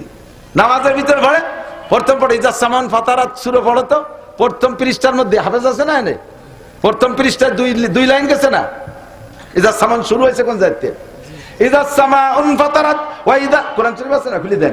ইজা সামাউন ফাতারাত ওয়া ইদাল কাওয়াকিবু ইনতাসারাত ওয়া ইদাল বিহারু ফুজ্জিরাত ওয়া ইদাল কুবুরু বুসিরাত আলিমাত নাফসুম মা কদ্দামাত ওয়া আখখারাত, এর আগের পৃষ্ঠায়। এই 2 লাইন বাদ দিয়ে নামাজের মধ্যে ওয়ালা দাল্লিন আমিন, এরপর ইয়া আইয়ুহাল ইনসানু মা গাররাকা বিরাব্বিকাল কারীম, এই জায়গা থেকে কিরাত পড়ে। তা আগের 2 লাইন যদি তুমি নাই পড়বা তাহলে আল্লাহরে কই দাও এই 2 লাইন খালি খালি নাজিল হচ্ছে কেন? একটা সূরার শুরুতে তুই 2 লাইন কেন বাদ দিবা? আর এই কথাটা আল্লাহ বলবে বিদায় তো আল্লাহ এই শুরুতে এই কথাগুলো বলছে। কি বলছে শুনেন, ইজা সামাউন ফাতারাত, যখন আসমান ফেটে যাবে, ওয়াইদাল কাওয়াকিবু ইনতাসারাত, তোমরা জেনে না আমার কুদরত কত মহান। ইজা সামাউন ফাতারাত, আসমান ফেটে যাবে, ওয়াইদাল কাওয়াকিবু ইনতাসারাত, আকাশের তারকাগুলো ছিন্ন ভিন্ন হয়ে যাবে। তারপরে ওয়াইদাল কুবুরু বুসিরাত, কবরকে কবরের থেকে বের করে দেওয়া হবে মানুষকে। ওয়াইদাল কুবুরু বুসিরাত আলিমাত নাফসুম মা কদ্দামাত ওয়া কাদিক, কিয়ামতের ময়দানে যখন মানুষকে কবর থেকে বের করে দেওয়া হবে, আলিমাত নাফসুম মা কদ্দামাত ওয়া আখখারাত, ওই সময় জানতে পারবে আমি দুনিয়ায় থাকতে কি পাঠাইছি আখিরাতের জন্য, সেই সময় বুঝবা। এই কথাগুলো বলে আল্লাহ কয়, বান্দা আমার এই মহান কুদরত তোর সামনে বললাম, আমার মহান কুদরত পেশ করলাম। ইয়া আইয়ুহাল ইনসান মা গাররাকা বিরাব্বিকাল কারীম, হে দুনিয়ার মানুষ তোর এই দয়াবান মেহেরবান আল্লাহকে কোন জিনিসে ভুলাইয়া দিল? এই কথাটা বলবে বিদে আল্লাহ আগের এই 4-5 আয়াত কইছে। আরে হাফেজ সাহেব ওই 4-5 আয়াত বাদ দে, ইয়া আইয়ুহাল ইনসানু মা গাররাকা বিরাব্বিকাল কারীম, মনে কর নামাজ ছাড়ি দিয়ে এটি চলে যাই। মাঝে মাঝে বলি একটা গল্প, উদয়পুরের গল্প। মোল্লারহাট উদয়পুর মাদ্রাসার শাহ সাহেব হুজুর রহমাতুল্লাহ আলাইহি তারাবির নামাজ পড়তেছে। এই ছোট মোটো হাফেজরা এরা হলো তারাবির ইমাম। তা হাফেজ সাহেব উনি তো হাফেজ, খালি হাফেজ, মাদ্রাসার ছাত্র, তরজমা জানে না। তো আর শাহ সাহেব তো তরজমার আলেম, তারাবির নামাজ পড়তেছে, পড়তে পড়তে অপেক্ষায় থাকি আমরা যারা আলেম, তারা তারাবির নামাজে বিশেষ কিছু সূরার দিকে অপেক্ষা করি। কবে সূরা কাহাফ আসবে, কবে সূরা ইয়াসিন আসবে, কবে সূরা ইউসুফ আসবে, আবার কবে সূরা তোহা আসবে, সূরা আরাফ আসবে, যার ভিতরে তরজমা খুব মজাদার, এই অপেক্ষা করি। তো অপেক্ষা করতে করতে সূরা ইউসুফ এসে গেছে। শাহ সাহেব পিছনে মুসল্লি। হাফেজ সাহেব সূরা ইউসুফ পড়তে পড়তে ইউসুফ আলাইহিস সালাম রে কুয়োর মধ্যে ফেলালো ভাইরা, এই আয়াত আছে তো, ভাইরা নিয়ে ইউসুফ আলাইহিস সালামের কূপের ভিতরে ফেলাইলো। এরপরে 2-3 আয়াতের মধ্যে আবার ইউসুফ আলাইহিস সালাম কূপের থেকে উঠলো, এও আছে। তো ওই কূপের মধ্যে ফেলানো পর্যন্ত ভরছে, এরপরে কূপেতে উঠানোর কয় আয়াত হাফেজ সাহেব ভুলে গেছে, বুঝলে খানিক দূরিত্বে পড়া শুরু হচ্ছে। সালাম ফিরেছে, সালাম ফিরানোর পরে শাহ সাহেব বলতেছে, হাফেজ সাহেব ইউসুফ আলাইহিস সালামের সাথে কি তার ভাই গে মতো তোমারও শত্রুতাই? কি হয়েছে? ইউসুফ রে তার ভাইরাও ফেলালো, তুমিও ফেলাইলে, তারা উঠলো না, তুমি উঠলে না। আপনি টের পেলেন কি রে? তুই তো তেলাওয়াতের হাফেজ, আমি তরজমার হাফেজ। আমার ওই সময় নামাজ ছেড়ে দিতে মনে চাইছিল যে তুই যখন উঠলি না, আমি ইউসুফ আলাইহিস সালামকে উঠাই নিয়ে যাই। একেবারে কি আজে বাজে ওয়াজ করতেছি নাকি? এই সমস্যাগুলো আছে না নাই? কিরাত এক দার্সে পড়বেন, এক দার্সে পড়বেন, আপনি যা জানেন এক দার্সে পড়বেন। আপনি যেহেতু তর্জমা বোঝেন না, এক দার্সে পড়বেন। তবে ওই জায়গাটা একটু খেয়াল রাখবেন, আলাম ওয়াইলুল্লি যদি পড়েন নামাজ পড়বে, ওয়াইলুল্লির পরে আপনি আলাম তারা তো জায়েজ আছে, তরতিবে নামাজ হয়ে যাবে, কিন্তু তর্জমাগত দিক দিয়ে মেলে না। আপনি ওই সময় আড়াই তাল্লাজি পড়েন, আলাম নাস এলাকার পরে অত্তিন পড়লে হবে, এক আয়াতের ছোট বড়, ওতে নামাজ নষ্ট হয় না। কিন্তু আপনি আলাম নাস এলাকার পরে ইজা যা পড়লে তর্জমাগত দিক দিয়ে মিল হয়। তারপরে অত্তিনের পরে সূরা অত্তিনের পরে আপনি ওয়াল আসর পড়লে তর্জমা মিল হয়। দেখেন অত্তিনের মধ্যে কি আছে, অত্তিনি ওয়াজ জাইতুরি অতুরি সিনিনা ওয়া হাদাল বালাদিন আমিন লাকাদ খালাকনাল ইনসানা ফি আহসানি তাকওয়িম সুম্মা রাদাদনাহু আসফালা সাফিলিন। আমি মানুষকে সর্বসুন্দর করে বানাইছি, আবার এই মানুষ তার স্বভাব যে সর্বনিকৃষ্ট হয়ে যাবে। ইল্লাল্লাযিনা আমানু, শুধু এই নিকৃষ্টতা থেকে, এই ক্ষতির হাত থেকে বেঁচে যাবে যারা ঈমানদার, তারা নেক আমল করছে তারা।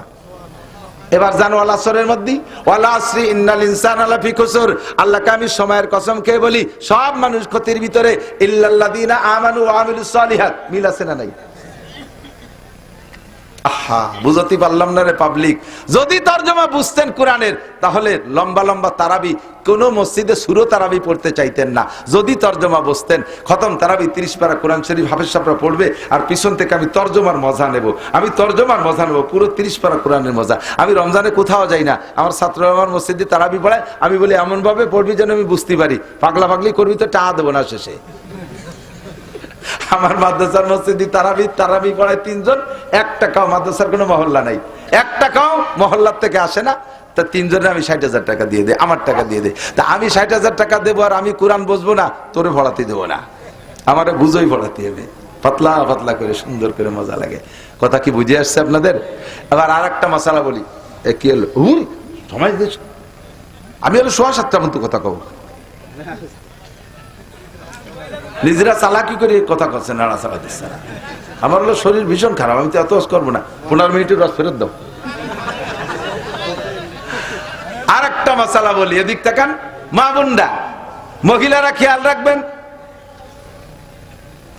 মহিলারা খেয়াল রাখবেন মানে কাশিনী হুজুর বই কিনবেন তা না। কাশিনী হুজুর রহমাতুল্লাহ আলাইহির জীবনী আসছে, উলামায়ে কেরাম ছাত্ররা এর একটা বই কিনে নেবা। বড়দের জীবনী পড়লে বড় হওয়ার শৌক জাগে, এরা বড় হলেন কিভাবে সেইটা স্পৃহা জাগে ভিতরে। এই বই মাত্র 100-150 টাকায় বিক্রি হচ্ছে, এখানে নিয়ে যাবেন ইনশাআল্লাহ। তো শরীয়তের মাসালা, এদিক তাকান। আপনারা পুরুষরা নামাজ পড়বেন কোন জায়গা? যে কোনো জায়গায় দাঁড়ায় দাঁড়াইয়া, দোকানে থাকলে দোকানে, খেতে থাকলে খেতে, যেখানে খুশি সেখানে। আর্থিক কষ্ট হলে বাড়ি ভরিয়ে ফেলবেন। কেন বলবেন বাড়ি? মসজিদে কেন যাবেন না? ইন্টারভিউ নেব, এক চাচাও সুরো ফাতে শুদ্ধ করে শুনতে পারবেন না।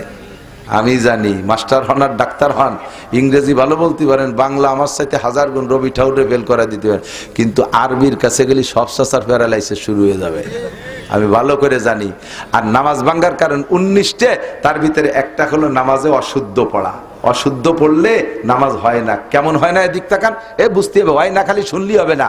আপনি নামাজ মোটেই না পড়লে যেমন 230 কোটি 40 লক্ষ বছর জাহান্নাম, আপনি নামাজ পড়ছেন কিন্তু একটা ভুলের কারণে নামাজ হয় নাই, তাতেও আপনি 230 কোটি 40 লক্ষ বছর জাহান্নাম। এখন আলহামদুলিল্লাহ শুনুন তো আপনি কট্টক হবে, কুলিয়া শুনুন তো আপনি কি পারবেন, কুল হুয়াল্লাহ শুনুন তো আপনি কি পারবেন। আপনি নামাজ আপনার অশুদ্ধ, কিরাত অশুদ্ধ, নামাজ হচ্ছে না। কাজেই আপনাকে আল্লাহ তাআলা সুযোগ দেছে, মান কানা ফি সালাতি ইমামুন ফাকিরাতুল ইমাম লাহু কিরাতুন, যার নামাজে ইমাম আছে তার ইমামের কিরাতি তার কিরাত, ইমামের কিরাতি তার কিরাত। আপনাকে সুযোগ দেছে, ইমামের কিরাতে কিরাত হয়ে যাচ্ছে, পড়া লাগতেছে না। তাহলে ওই যে কিরাত ভুলের কারণে নামাজ হচ্ছিল না, এই ঝামেলাটা মিটে গেল না। অতএব আমি নামাজ পড়বো কোন জায়গা? সবাই বলেন কোন জায়গা? 5 ওয়াক্ত প্রতিজ্ঞা করেন। এই শীতকালে কঠিন অজু বানায়, তা যদি পড়লাম বাড়ি বসে হলো না, তো এই ঠান্ডা পানিতে অজু গোসল করে কি হবে? টাইনি টুনি হামাগুড়ি দিয়ে মসজিদে যে ইমামের বেশি একটা দায়িত্ব ভেজাইলে ইমাম সানা বান্ধে দাঁড়াতে পারলে এবারে ইমামের যাওয়াই হবে, আপনার নামাজ হয়ে যাবে, কোনো সমস্যা নেই। কতক্ষণ? কিন্তু মহিলাদেরকে মসজিদে যাইতে দেবেন না, কোনো অবস্থাতে অ্যাক্সিডেন্ট হয়ে যাবে, অ্যাক্সিডেন্ট হবে। 1 নম্বরে ওই যে আমি তো ভিতরে বসছিলাম মহিলা মাদ্রাসার ভিতরে, আল্লাহু আকবার, ইরাকের যুদ্ধ শুরু হয়ে গেছে। প্রত্যেক মহিলার সাথে বন্দুক একটা আছে ছোট, ক্যাচর মেসর কেরা বেড়া অতি অতি কিচ্ছু শুনতে পারতেছে না,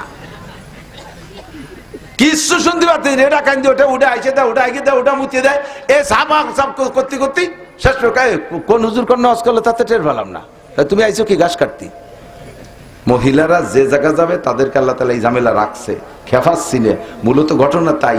এই জন্য হযরত আয়েশা বলছেন, হুজুর আলাইহিস সালাম বলছেন, মসজিদে কোনো মহিলা যাবে না। মসজিদে মহিলা ঘরের ভিতরে নামাজ পড়লে মসজিদে পড়ার চেয়ে 5 গুণ বেশি সওয়াব।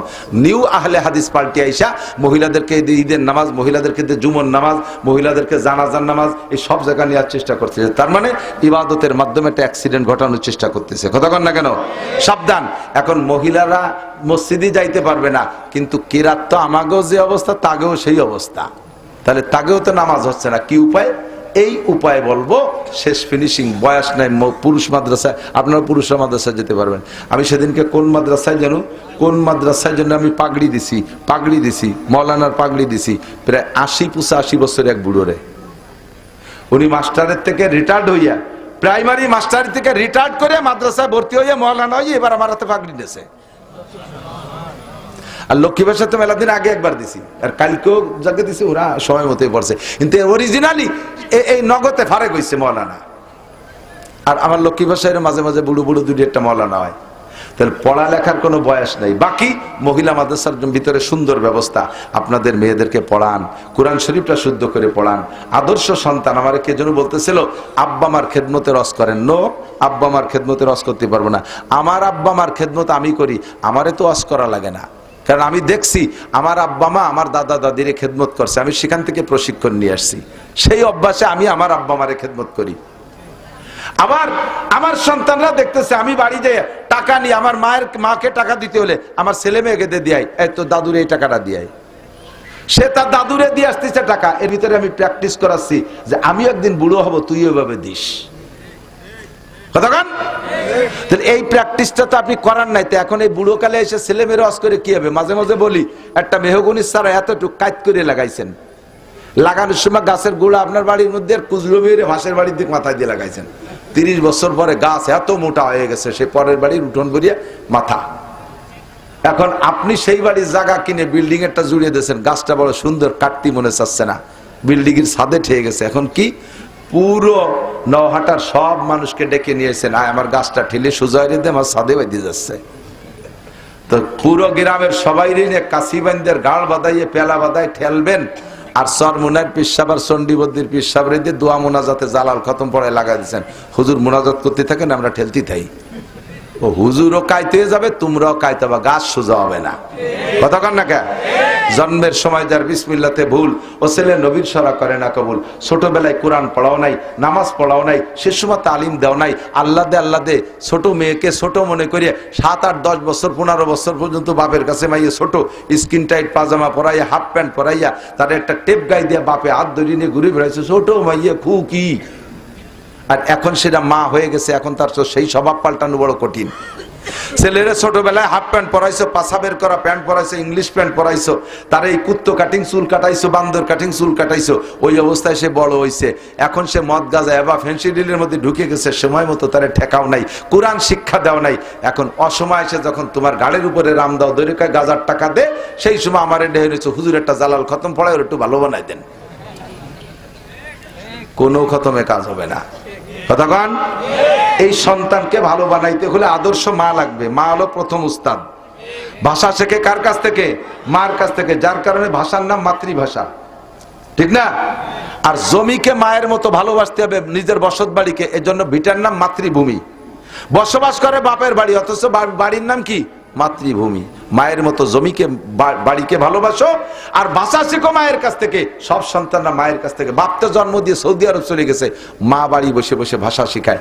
মা প্রথম উস্তাদ। মা যদি কোরআন ওয়ালি হয়, সন্তান কোরআন শিখবে। মা যদি সুন্নতি হয়, সন্তান দস্তারখান ডিলাকুলুক শিখবে। মা যদি মেসক অলি হয়, তাহলে সন্তানও মেসক শিখবে। মা টাইম মতো নামাজ পড়বে, রোজা রাখবে, সন্তানও তাই করবে। মা মাথায় কাপড় রাখবে, ছোট মেয়েরাও মাথায় কাপড় পরা শিখবে। মা বোরকা ছাড়া বাপের বাড়ি যায় না, হাট বাজারে যায় না, মেয়েও তাই শিখবে। কাজেই সন্তানকে যদি ভালো করতে হয়, আগে আদর্শ মা গড়তে হবে, এর বিকল্প নাই। ভালো পিঠা যদি খাইতে চান, তাহলে শ্বাসটা আগে ভালো লাগবে। ভালো শ্বাস না হলে, শীতের পিঠে দিন এসেছিলাম আগে, কোন শীতের পিঠে গোল, কোনোখানে নৌকোর মতো লম্বা, কোনোখানে এরকম বেহা, এক পাশ গাড়ি বাঁধে আর এক পাশ খাওয়া যায়, এরকম বেহা করা। তো শীতের পিঠে, একই শীতের পিঠে এত রঙালোকে কয় শ্বাস যেরম পিঠে সেরম, ঠিক না? কাজেই পিঠা ভালো চাইতে হলে সাজ ভালো বানাইতে হবে। সাজ ভালো বানানোর আর কোনো কর্মকার নাই, কোনো কুমার নাই। স্কুল কলেজ ইউনিভার্সিটিতে মেয়ে গঠন হয় না, ও জায়গায় মেয়েদেরকে ছেলে বানায় দিচ্ছে। মেয়েকে মতো ছেলেরা, ছেলেকে মতো মেয়েরা সিগারেট খায়। সুবহানাল্লাহ। ছেলেকে মতো মাইয়েরা জিন্সের প্যান্ট শার্ট গাইতে, গায়ে উন্না নাই, হাতে কোন জায়গায় তার মেয়েলি কাটিং নাই, বব কাটিং চুল। তা মেয়েকে ছেলে বানায় দিচ্ছে, সে জায়গা ডাইস নষ্ট করে ফেলতেছে না আরো। তো কাজেই ওই জায়গা পড়াইয়া কোনোদিন আদর্শ মা হবে না, ওই মায়ের পেটের সন্তান কোনোদিন মুনিশি হবে না। যদি ভালো সন্তান পাইতে চান, তাহলে মেয়েদেরকে মহিলা মাদ্রাসায় পড়ান।